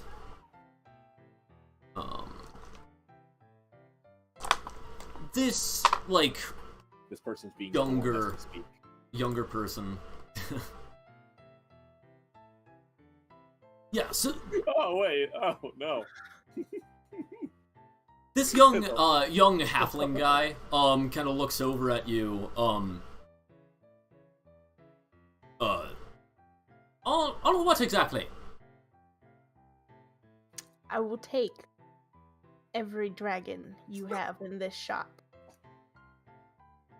Right? Right then, Wow. and, Dude. whose money are you taking all that with? Voltaire Cassalanters. Right. No?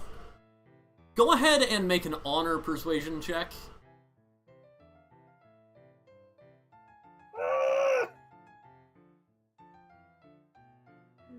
Two.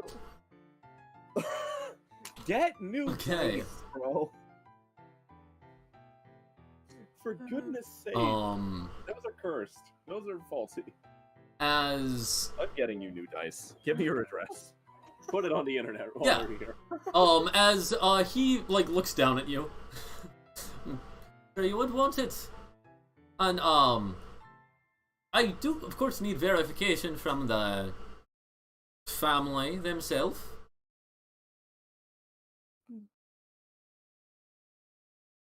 Yeah. Of course. Right away. What exactly do you need? Well, I would of course I'd need a writ from the family proving that you are in fact able to manage the estate in such a way. After all, like, generally that store is gold up front, but these dragons will cost a pretty penny. Probably not the coin you have on hand. So I need some promise that your family is good for it. Of course. Let me just go get that note that I have in my pocket that's actually in the Aethermobile. I will be back. Of course. How much would all of the how much would 3 dragons cost? Let's start there. 3 dragons. Well, that's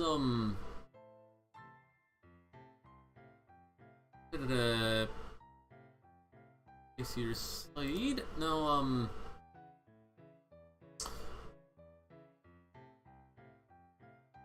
generally there's a little bit of haggle.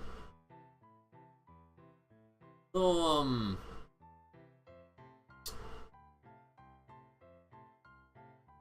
yeah, you'd be able to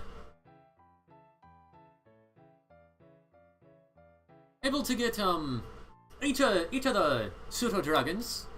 Pseudo dragons are each a jewel piece themselves. Then of the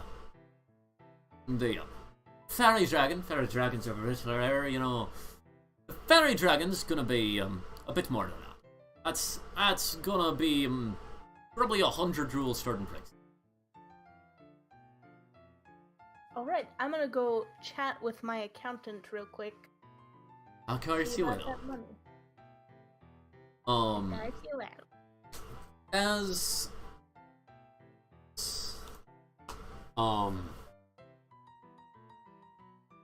Voltaire, you are you are in in the market, kind of like you've talked to the market owner, and yes, they can in fact ship animals. As the question, where would you like us to ship these to store them? And you got stables, kennels. Yeah, I think I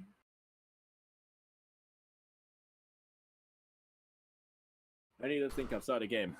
I forgot about location. I don't want to. I could do the crypt, I guess.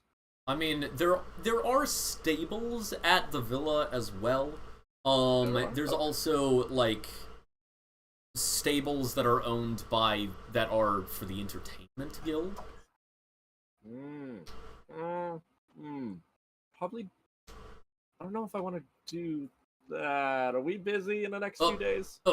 Sorry, I got other business. I'll be right back to you once you have that all figured out.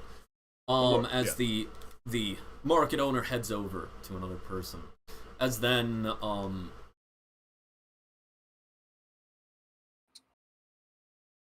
instructions. I'm gonna have to do this the moment of. It can't be pre-prepared. Am I sure that I want to be away? The rest of the preparations are probably going to take all of today, all of tomorrow.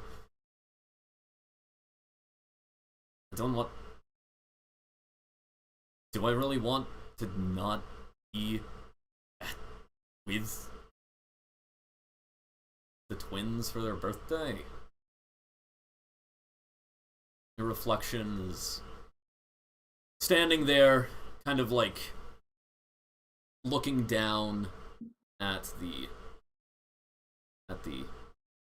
countertop.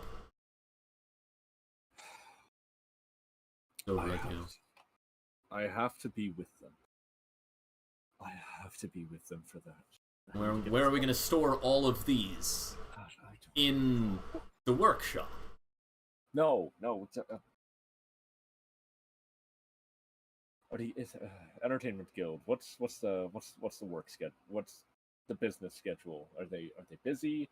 Would they be busy in the next few days? Would there be enough of an issue? What's the availability of that?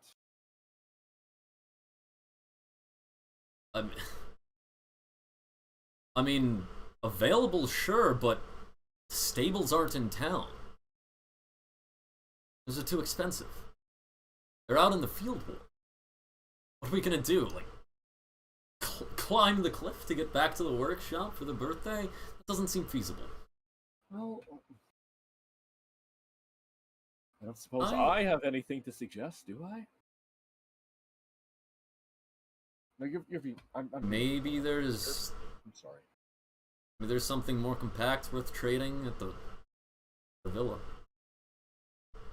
I mean, there are other options. I don't have to use all the animals. And there are ways of storing this stuff till later. Like what? What am I missing?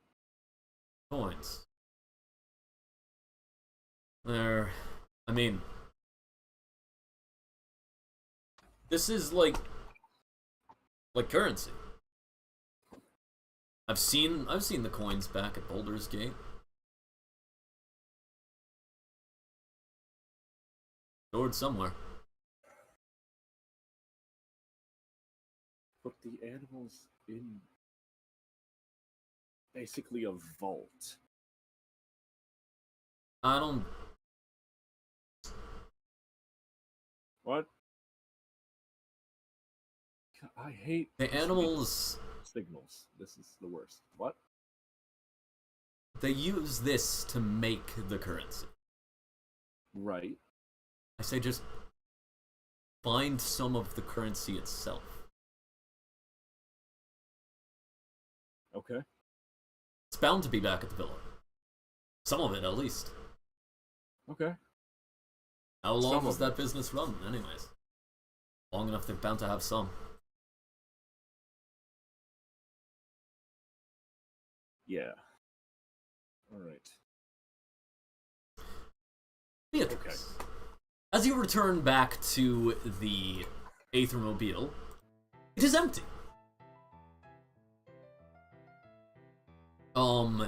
Despond? Gone. Interesting. I remembered this being slightly more full. Where do you check for a writ? Well, I guess I'll just go digging in random spaces. Checking between the seats. Glove box. If we have one. As you open up the glove box, you do dig through and there's not a writ. There's a big sack of coins. Well, this is significantly more than what I started with. I'm sure... Well, Voltaire probably would mind if I took this. Who's to say it's Voltaire's, though? It could be that despondent guy, or whatever his name is. Despacito. That would be kind of funny. Spend his gold on a dragon.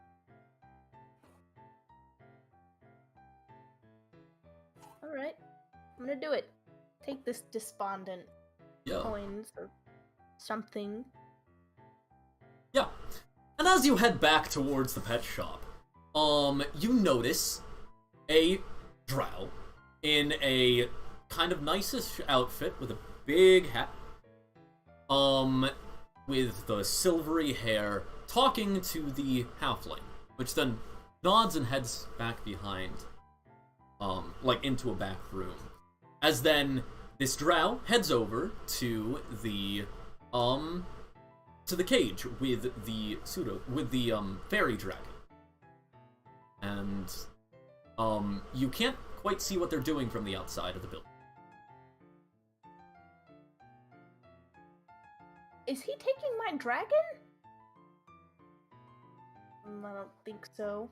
I'm gonna head inside, see what's going on here. Yeah, so you head inside. Go ahead and make a perception check.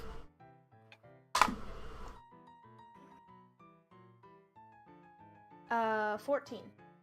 Yeah, so the drow shoots their arm down, and then they something falls from their sleeve, and they like go to grab it, as then it almost falls as they have to like lurch down and grab it as it like slipped through their hands. As you notice, a thin bit of metal, and in the other hand is a small, like, almost like a bit of a wrench, even. Kind of like an Allen wrench kind of thing, but it's much thinner. Love that guy. As they begin to, they put the devices into the lock on the fairy dragon cage and begin like kind of fiddling with it, but like they're acting extremely casual, like they're just kind of looking, but like very quickly working. Because then the lock opens, they grab the padlock and then swing the cage open, and then grab and then quickly pull something out of their pocket and as the fairy dragon just goes slugs asleep. Ooh, I gotta get me some of that. As the drow reaches in and kind of grabs the fairy dragon and very casually slips it into a bag that's thrown over their shoulder, and then just begins to start walking out.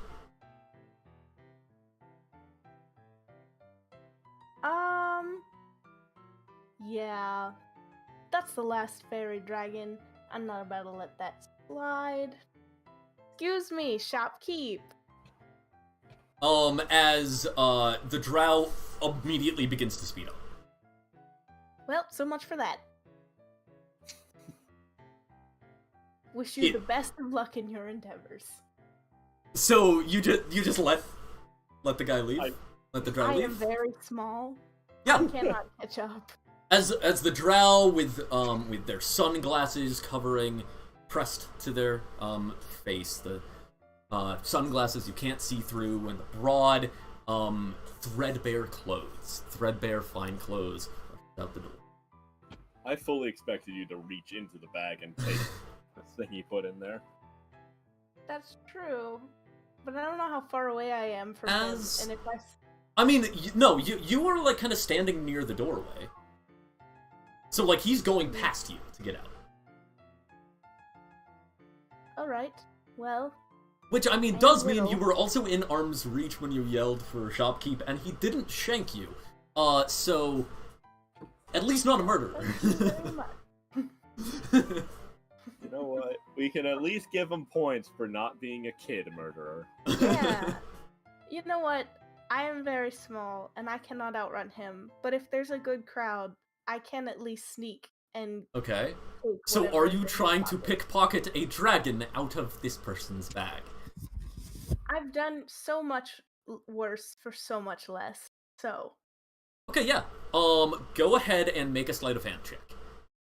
Dexterity sleight of hand. Ooh, 20. 20! Yeah, okay. Yeah, you just, like, as you're, like, shopkeep, and he, like, begins to run forward, he kind of, like, gives you, like, shoots you a look, and then looks away, and as he's kind of running, you quickly just kind of, like, hit up the flap, and then just, like, grab onto, what you think may be the dragon, as then out by the tail, the dragon, like, slips out of the bag. And the drow just runs off into the streets. Alright, you are my friend now. Yeah, the shopkeep, like, walks out. What is it? Who's it out of his cage? I would like to purchase this dragon, please. I'm gonna say actually make it... I'm gonna say... I will purchase this dragon. Okay, go ahead and make a deception check to kind of, like, essentially fast talk it, and him be like, yeah, and just kind of be like, oh yeah, that makes sense, so that, like, he only really fully realizes how stupid that is later. 16. Yeah, so he's like, right, yeah, okay, and the other dragons as well. Yeah. Yeah, you have the writ now. Got that writ. Is this a good writ? That's the... he like opens it up. That'll cover it, yeah. Derek! Nadija! I need your help! Got a lot of cages to unload. This is... Yes, so, Voltaire, you get back to the vehicle. And, Despond is sitting in the driver's seat by the time, Beatrix, you got back as well. But now, the vehicle, the entire back seat and trunk of the car, the cover has, like, been opened up. The entire back seat is piled full of cages with pseudo-dragons. And the trunk is equally full, with ropes tying the cages down. And Beatrix is holding a sleeping fairy dragon. I would say, overall, this has been a very good day. It's, just a like, very vibrant red dragon with, butterfly wing. Despond just, like, looks over at you, Voltaire, with, like, confusion in his eyes. Well, actually, you can't see his eyes, because sunglasses. But, yeah, just kind of, like, you can see the eyebrow raising his hat. Yes. You know what? Let's let them be happy. I'm gonna name this one Well, I don't have a name for this one yet, but it's gonna be good. You know what? That can be a birthday activity. Naming all of these dragons. I am the master. I am going to have to do the math to figure out how many dragons you've just bought. Oh, my money!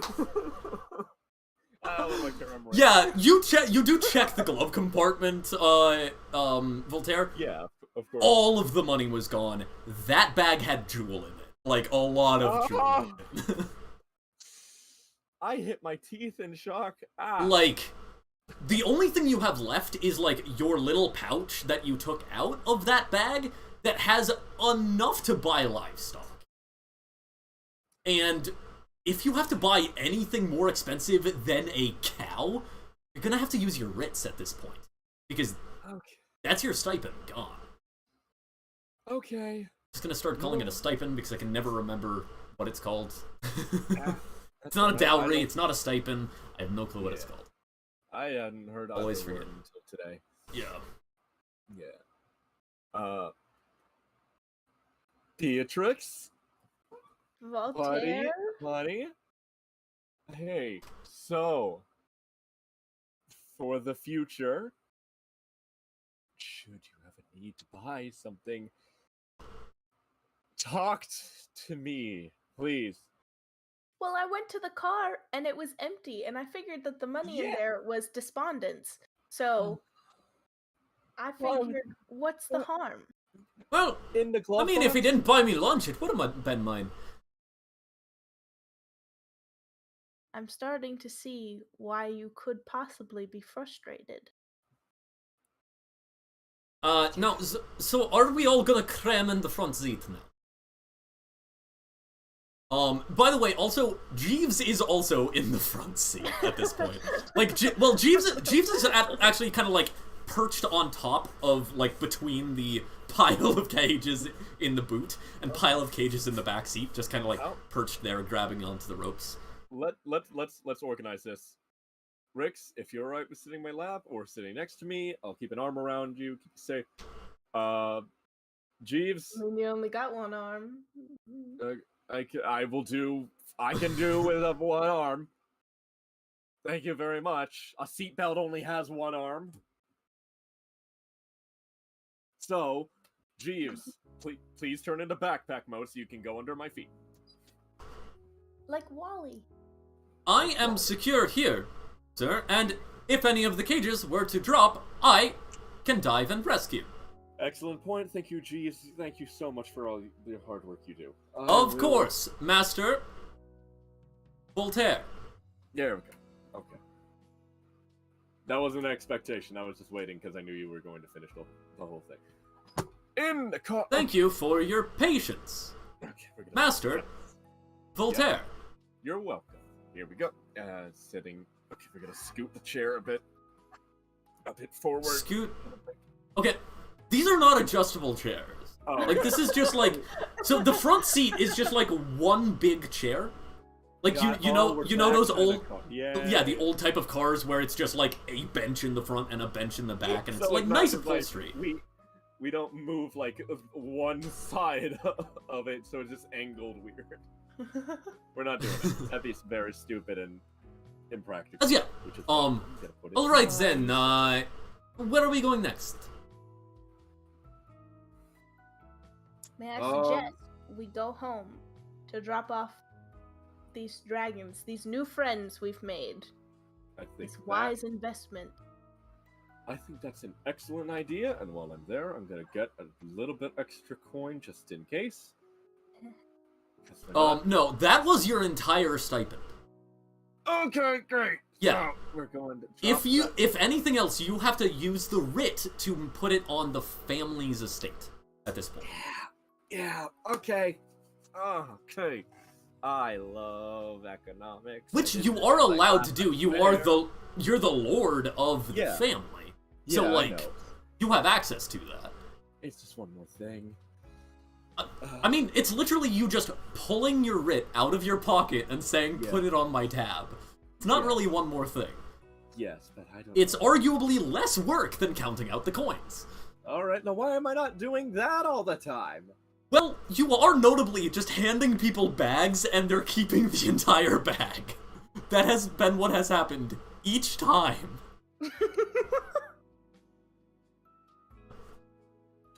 You know how I got a D in common sense? This is why the monastery never let you handle the money. This is why Gimmick doesn't handle money. In some campaigns, you just overpay people like you're a rich man, which you are, or you just cheat people on accident. Good stuff. We can't keep bringing up that. I didn't mean to.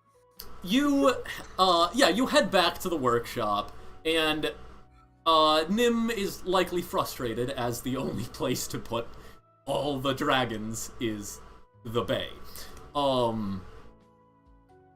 But yes, you do so, and and then back in the vehicle. Where to next? We need to go by the villa. We need to get some currency. Alright then.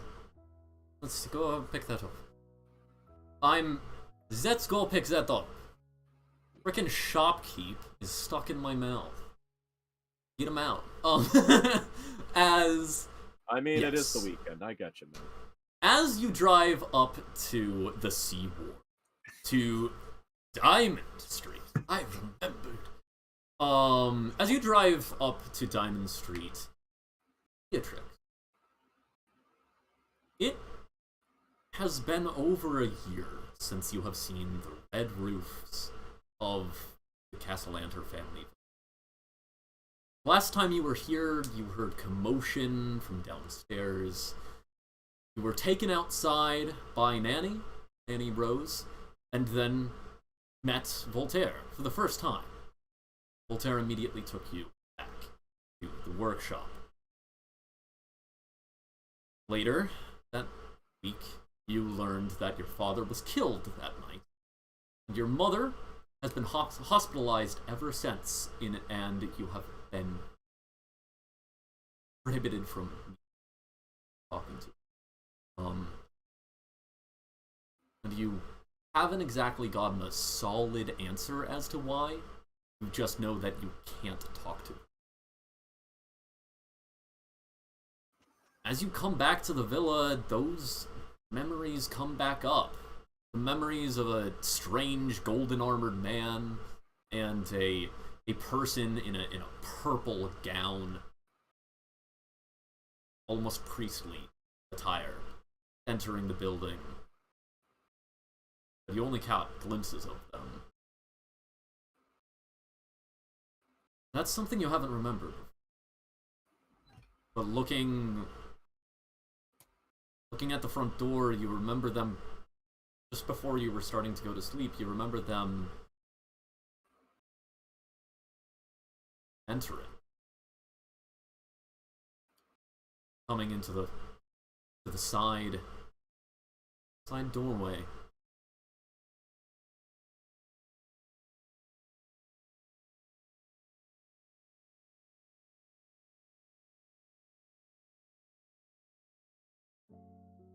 House feels. What was that? Said the house feels different. Yeah. That's okay. That's normal.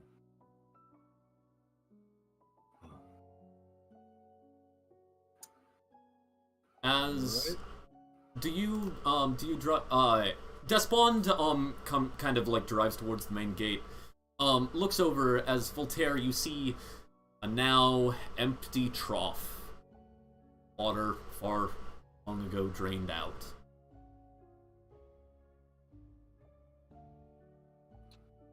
Next to the gate. As Despond kind of drives up towards the gate.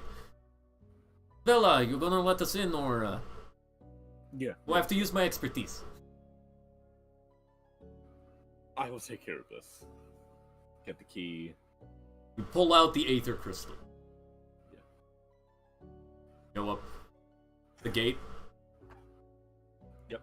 Tap it as Aether crystal glows and then shrinks as it expends some magic.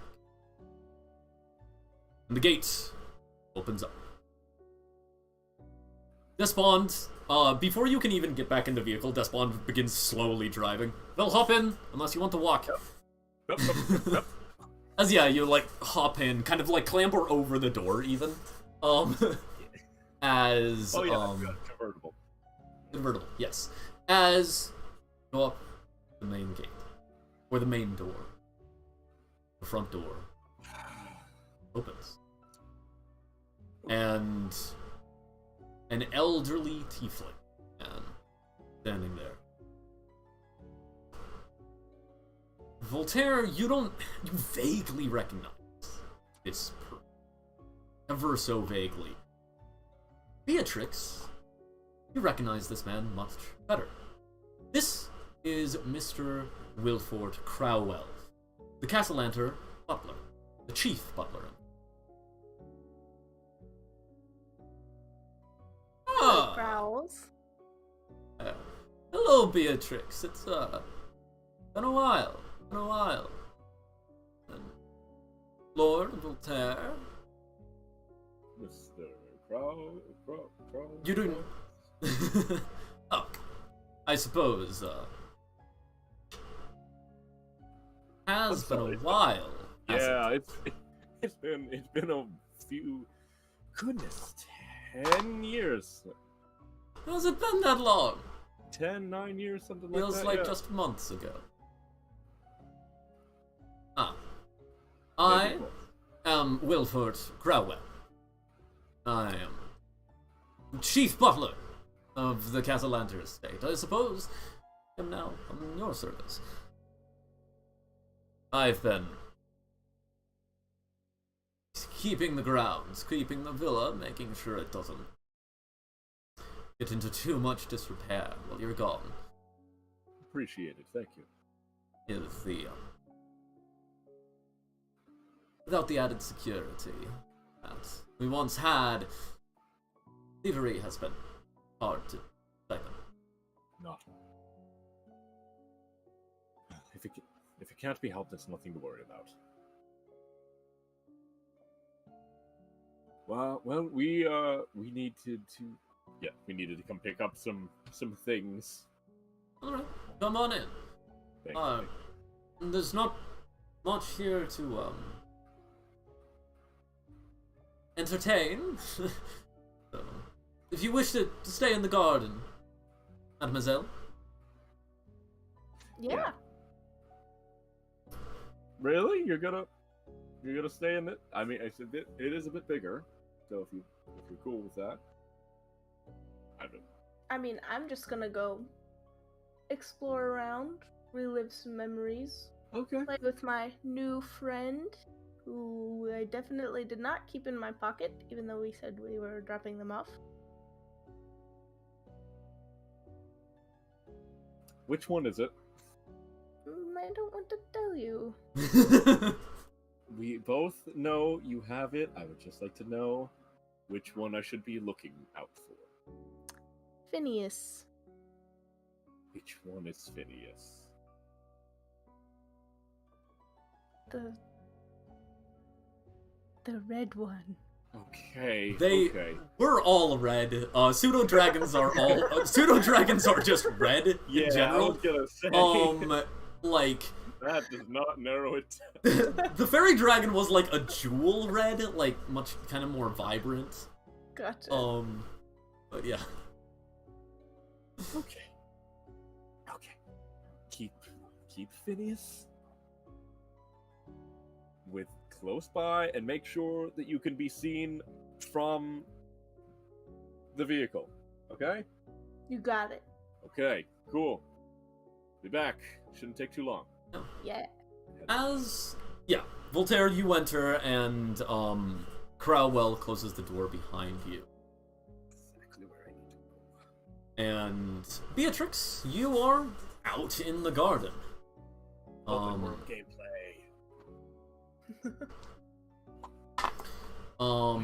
You are like really, so Phineas is currently still asleep. Has been asleep for a significant while now.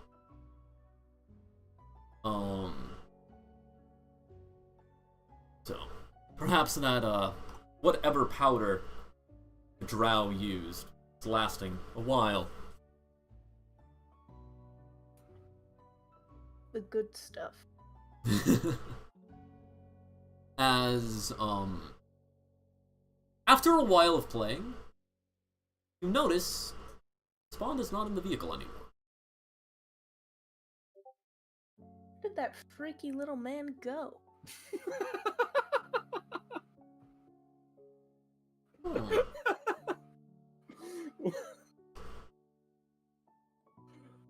What a thing to say.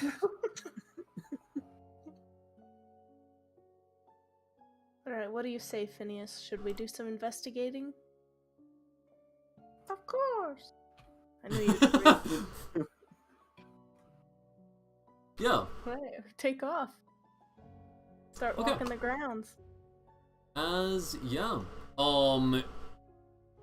You look around.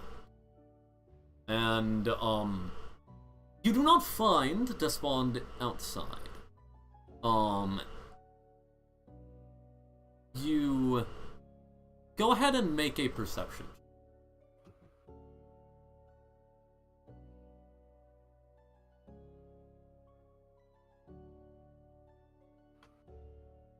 Uh, 13. Okay. You do notice that a window on the second floor is currently open. You're aware that that window is over towards the master wing of the house. It had, like, most of the family's bedrooms, but particularly that window is close to Victor Rowe's office. Victor Rowe's study. That's weird. Can I get up there? Would it make more sense to just go through the front door? I don't know, what do you think, Phineas? You're a dragon, you can't talk. What am I saying? The trellis is very, like, the exterior is very decorated. So there's plenty of, like, three-dimensionality to it. Yeah, I think I can climb that. I've climbed around in the bay before. Can do this. Nothing went bad last time. Yeah, go ahead and make an athletics check to climb the wall. My favorite part of Dungeons and Dragons: child endangerment. That is gonna be an 18. An 18. Yeah. You, like, kind of climb your way up slowly but surely, as then eventually you get through the window. And you are in the hallway right outside of Victor Rowe's office.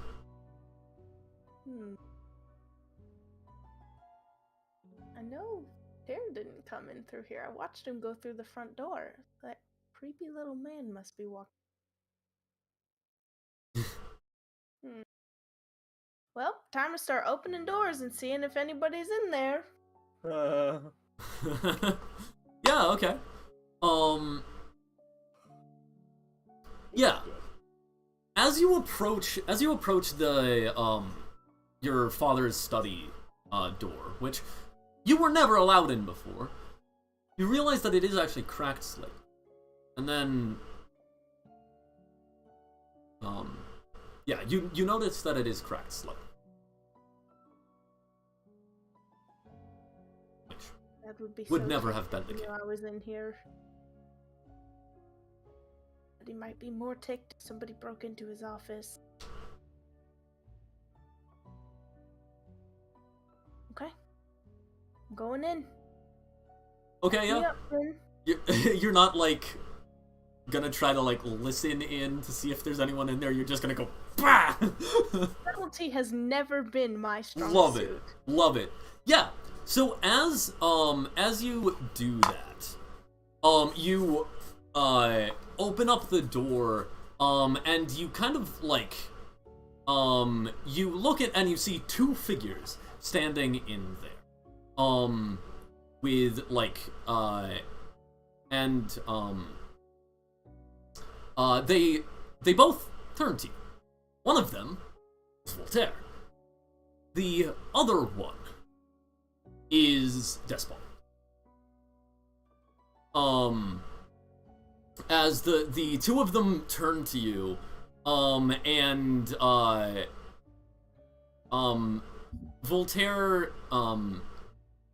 quickly, like, pockets something that he's holding.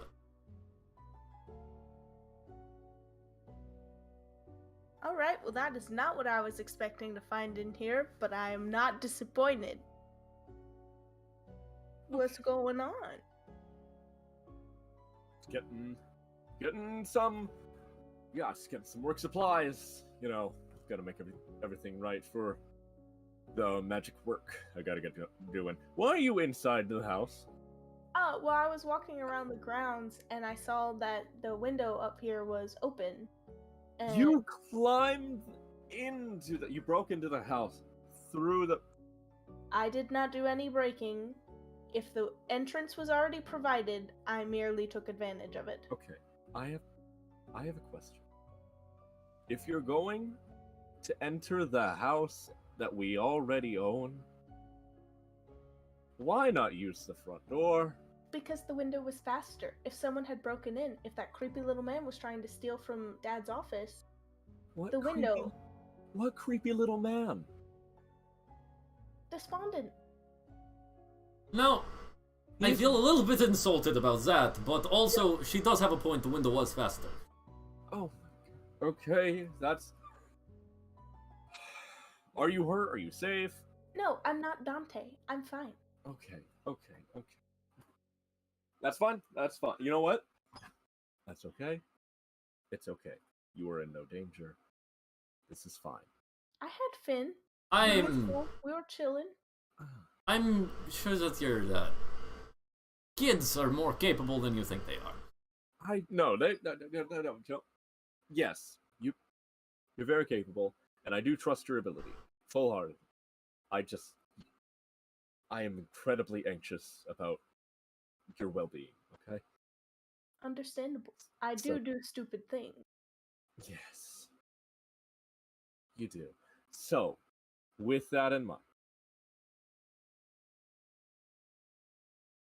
please exit the room, because there's more work that needs to be done. That is... Actually, I think we have everything we need to know. Okay, then stay in the room, because there's no more work to be done. Well, I mean, we still things to be shot. Everything we need from here. Okay, stay in this room while we leave this room. Or, you know what? You've lived in here so long, go in the places that you're allowed to go in. Right. Hog wild within reason. Hog medium. Okay. Whatever the... Wild, medium... There's another thing in there. There's a hog... Exacerbate hog. No, exacerbate's not the right word. Go hog mild. Hog mild. Let's go hog mild. Please be careful. Okay. Okay. Goodbye. Go into where we... So you, as you begin to leave, you kind of, you... I'll call for you when we're done. You do notice that, like, as you're kind of, like, turning to leave, you kind of, glance up to some, like, movement you saw at the ceiling, and you realize that there's, like, a little bit of smoke, almost, that's been caught in the ceiling. It's very kind of wispy and faint. Yeah. Kind of begin to walk down the hallway being like, Why was there smoke in this?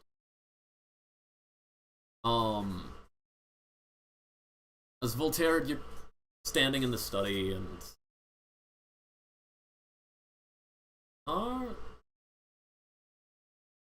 wait. What? I found plenty of things just walking around this villa. What? I found plenty of things just walking around this villa. Your reflection speaks to you. Yeah. Standing, like, leaning up against a bookcase. Is Sure. Not gonna find the third shelf by walking away from it. Okay.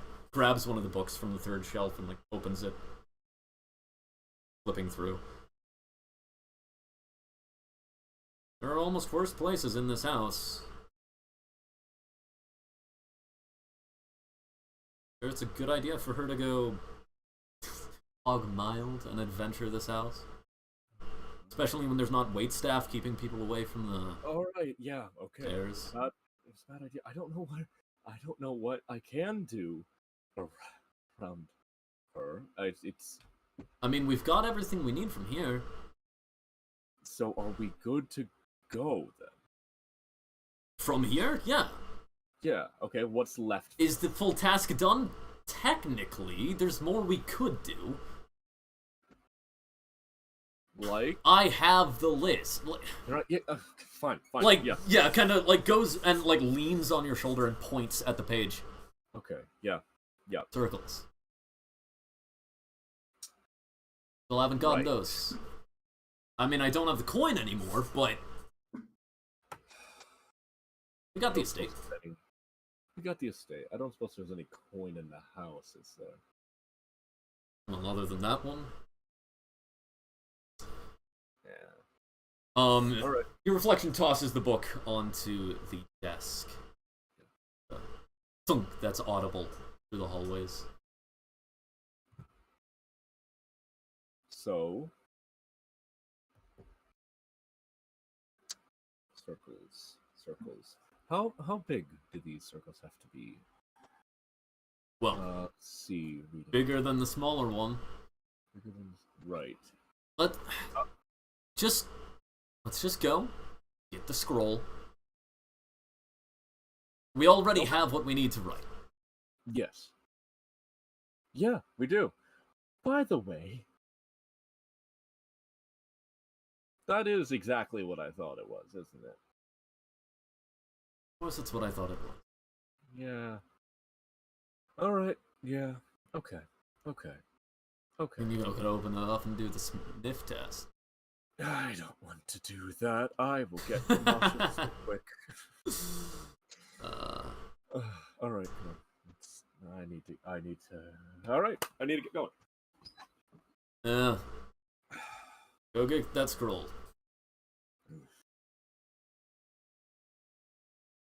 Beep, wherever you go are. Beatrix, we're ready to get Hi. going. Okay. Where I was are just you? There looking you are. around at the bookshelves right down the hall. Yep, there you are. Yeah. Great. As you're heading Can I go down out the- window? No, we're not going out. We're not going out the window. It's very impressive. You can go up in a window. We're not going to try to go down out of a window. Next time. As you are heading down the main flight of stairs, Beatrix, you can hear a jangling sound inside of Voltaire's pocket. Somebody dropped their keys or have more money for dragons? What? More money for dragons, I hear. We do not need more dragons. Well, none of that was ever a need. Okay, let's talk about more pets after we have names for all of them. Is that a fair trade? Yes, once I count how many we have and have named them all. Okay, yeah. By the time you get back to the Aethermobile, the Spawn is in the driver's seat once Right. All right. Where do we get the scrolls from? A magic shop. Great. One magic shop, please. Yeah, as Bond begins driving. Okay, so if we're going to... You're driving over to the castle, and it takes a little while. And every bump in the road that you hit, Beatrix, you once again hear that jangling sound, that click. It's almost heavier than coins. It's not a lot. Kind of seems like more like single metal thing clanking against another as you are sitting next to Voltaire. I'm gonna...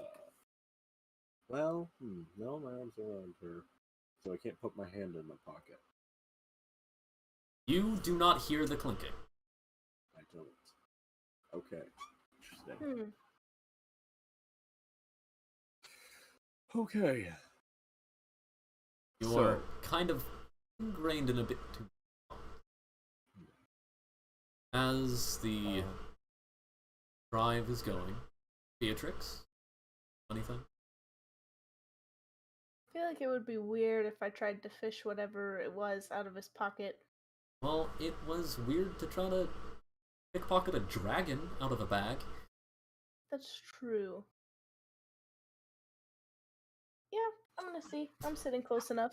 Yeah, go ahead and make a sleight of hand check.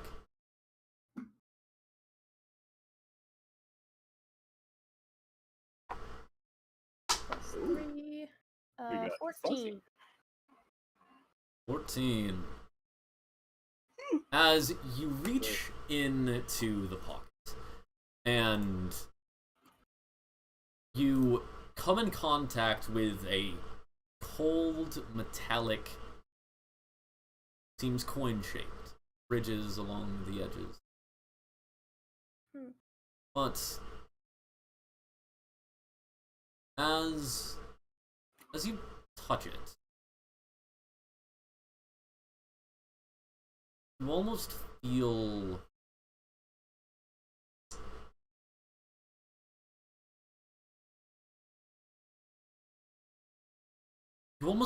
like you're watching someone who's like serious pain. Your gut is wrenching, but it's not from something for you. It's from an external source. It's as if it is being, as if you're feeling the anguish sympathetically. Something else.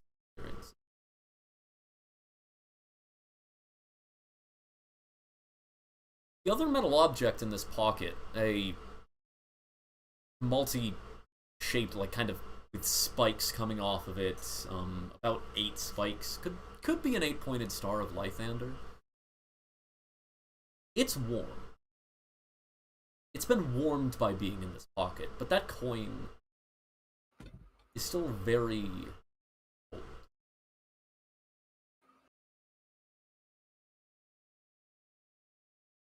Weird. Do you actually, like, take it out of his pocket? Or basically, as you touch it, do you just... No, that's a little too freaky for me. Gonna leave that there. Okay. Did not like how that made me feel.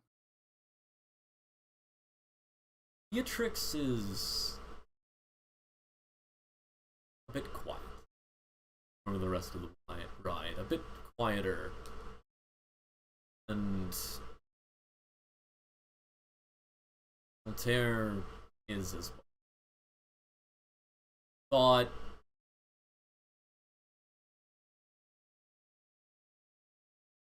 Voltaire, you easily assume that Beatrix is quiet for the same reason. coming from that unnaturally quiet.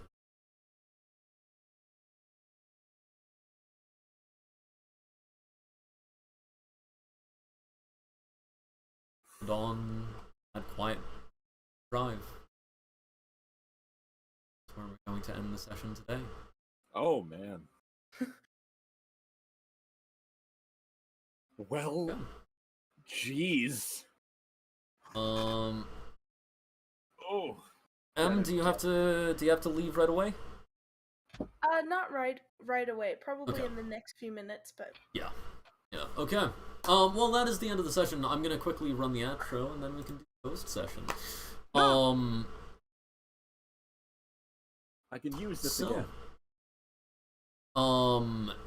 I would of course like to give thanks once again to the people who provided our music. Vince Fept and Shane Ivers. Check Vince Fept out on Bandcamp and on YouTube. Check Shane Ivers' website out at silvermansound.com. If you would like to support us in for future games and even allow us to put more of the keep the World Anvil more up to date as kind of like a wiki for our stories and world, please go support us on Patreon. If you'd like to join our games, go join our Discord. And if you would like to which Patreon actually gives you some on a higher level of membership on those on that Discord server, which gives you priority to games as well as access to more things you can use, more rules. The first one, I and- give you a firm handshake. Second, I give you a crisp high five. Third, I kiss you with tongue. If you would like to check out all of the VODs for this series or any of the other series we do, check out our YouTube. All of those things are linked on our Twitter. There's a hook on my ceiling. Oh, fun! I have not noticed that before. It's the captain coming to get you. Oh, jeez! He knows. He's gonna give me a brand new mustache again. I'm back. The captain has come. He's assigned you a new mustache. Thinking of that as a character now. A guy who will break into your home to give you better aesthetics. Fairly Dude, goddamn. it's... Oh, I was gonna say, like, Queer Eye, but, like... Oh my gosh. Hey, Emily, you see that? We have so many dragons now, buddy. yeah. That was stunning. We. when, like a few minutes before that, when he said, I'm gonna need a writ, I was like, well, I tried. I'm not gonna bother with this one. But then when the guy was trying to steal the dragon, I was like, no, Yeah. no, not today. That's gonna be mine. It's dragon time. Yeah. There has not been any precedent to my knowledge of you leaving a writ in the glove compartment. However, we have explicitly mentioned in prior sessions that you just leave a bag of coins in there. I Um, So, yeah. so I was like, oh yeah. Yeah. I mean, I was like, I'm gonna get whatever I can. Yeah. I'll probably only get the one dragon. But then when I like pickpocketed the dragon, I was like, well, I can't steal from this guy, and I really want those other dragons. But all Take of 'em them. all. All of them. though. Not yeah. like 5. No. That's yeah. That's gonna be at least 7. Now I haven't seen Game of Thrones, but I mean, these are all pseudo dragons. Pseudo dragons are like the size of a cat. yeah, That's so The fairy weird. dragon right now is like the smallest of all of them. It's like the runt of the litter. yeah, it's like a kitten essentially, like about that size. Little kids and baby with wings. Yeah. Oh, Fire baby. a Oh. little baby dragon with butterfly wings. remind me, do they breathe fire? You get to find out. Okay, but think about it. This Though, is not the worst thing that I brought you- home. I did bring home a hand. I mean, Yes. yes, you did bring home an undead hand that strangled At both least you the and hand your was brother. free. And we had a grapple. We grappled with a ghost. So I would say dragons are the most tame thing I have brought into the equation so far. Honestly, yeah, the dragons will be the least worrisome thing living in our house, including myself. I mean, you don't have to come up with a birthday present now, though. I know, that's what I was thinking. early Dante birthday can get all the pseudo dragons, and Beatrix gets the fairy dragon. you split them. That's the birthday game. Instead of pin the tail and the donkey, we barter dragons with each other. Oh Gosh. I'm actually a little bit surprised that Beatrix didn't like say to Despond, "Hey, why were you in the pet shop?" Well, I was wondering if it was him, and he looked you said he looked surprised, so I was like, maybe there's somebody else dressed exactly like that. Question for another day. It's a fair Yep. assumption. Yep. Oh, especially in this campaign. There is That so much. I'm glad that we've established that everyone hates grits. That's very important. Because as soon as you mentioned grits, I knew Voltaire was not going to eat them.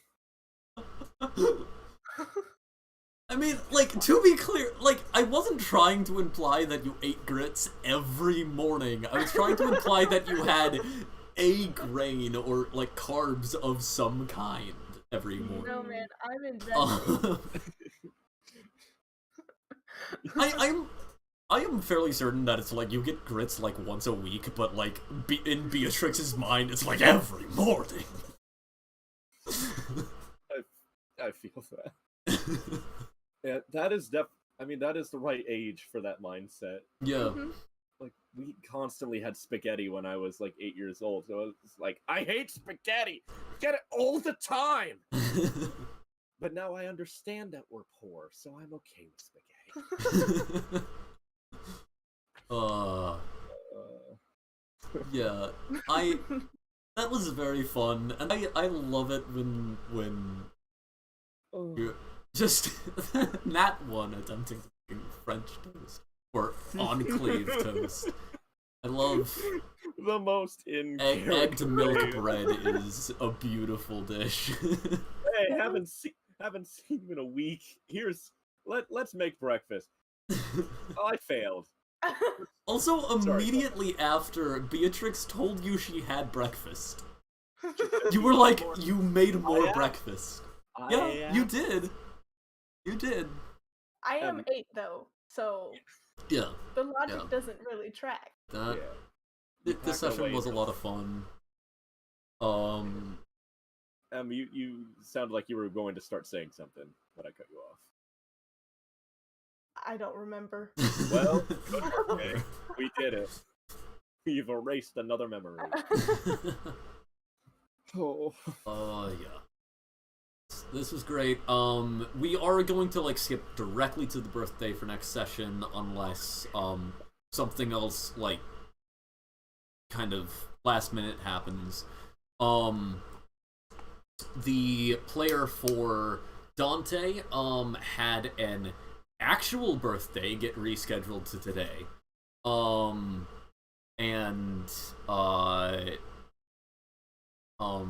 In-game family is slightly less important than real-life family, according to them. No.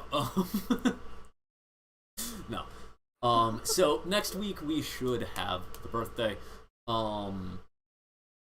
and have all the siblings together. Which will be fun. It's gonna be wacky and zany and not sad once. No? There's gonna be dragons. Yes, there will be dragons, which was not initially in the plan, but is now in the plan. Golly. I'm gonna have to research. I'm gonna have to do research on both fairy dragons and pseudo dragons because I know the baseline of both of them.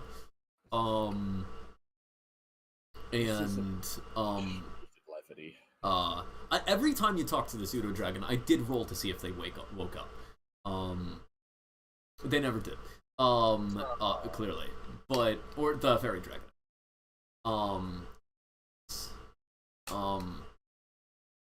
Yes, there's fun stuff that's gonna happen. With all that. And you now have, like, just a bunch of flying things around the house with scorpion tails. I forgot the tails. Yeah. Fine. We'll house train them. Yeah. House train they the scorpion tail. They don't sting in the house. That's what It's now the when neighbors you gotta worry about. Yeah, when you take them on flights, you gotta make sure you got the leash on real tight. Flights instead of walks. You gotta make sure leash firm in hand and have a little baggie in case they start stinging acid. Yeah, I don't know how scorpion tails work. Here's a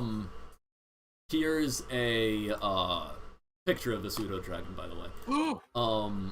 Let me see the baby. So cute. Yeah, and I'll grab a picture of a fairy dragon as well. Yes. Oh my gosh. This is the smartest thing I I've don't- done. There isn't any pictures of. I'm not sure if there are pictures. Oh, What? sure. Let's use that one. That- Here is. How do they have a creature and not have an image for it? Here's an example. Well,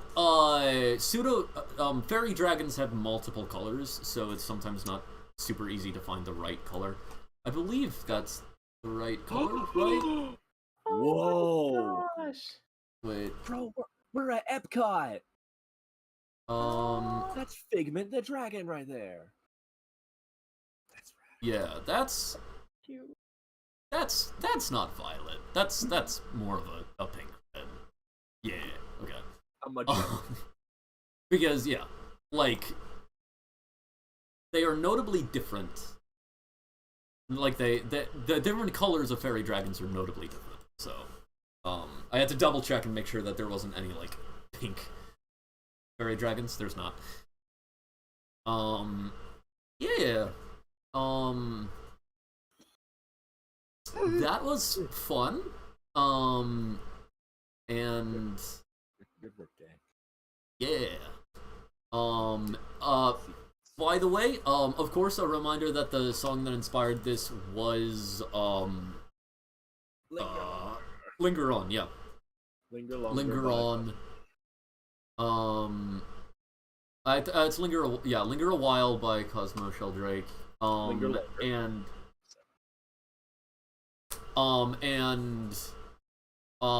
Notably, it has basically no lyrics. And also the sound of a spinning coin. Those are like the only two things in that song is like 4 sentences and the sound of a spinning coin. Nice. There's coin noise, lots of music, and then some animal talk. And then foreboding. I don't know. I'm looking at the lyrics and that's what I'm seeing.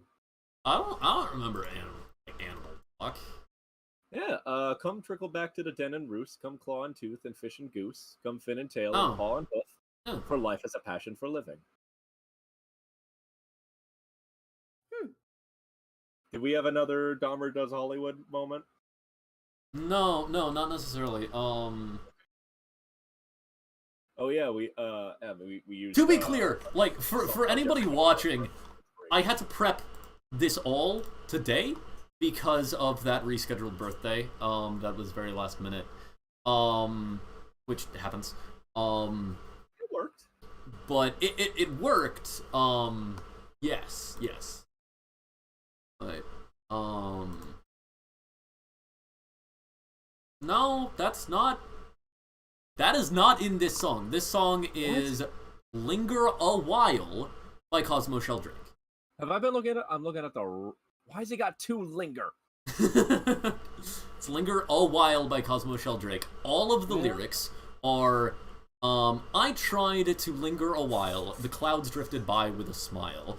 Bees ran alongside and let me pass by. But cruelty came through the garden gate, and fear wasn't far behind. That's the entire song. And it's just... It's got like it's like 2-3 minutes, and like there's just a constant well, not constant, but like rhythmic sound of like a coin spinning on a table. It's a really good song. Listen to it. I guess I've never heard it before. Now I got it. Yeah, it's good stuff. I got it. I completely understood where you were going with this, and then out the door it goes. Ow. just following a completely different song. I had a Dahmer Does Hollywood moment. You had a Dahmer Does Hollywood moment. Oh, And no. Beatrice, since you don't really know what we're talking about with the Dahmer Does Hollywood, there was an episode where I thought that the song, for the longest time, until the episode, thought that the song was called Demir Does Hollywood. It's Jeffrey Dahmer. And then, like, when I was introducing it, he corrected me, and I'm like, really? And then, like, the song completely recontextualized in my head.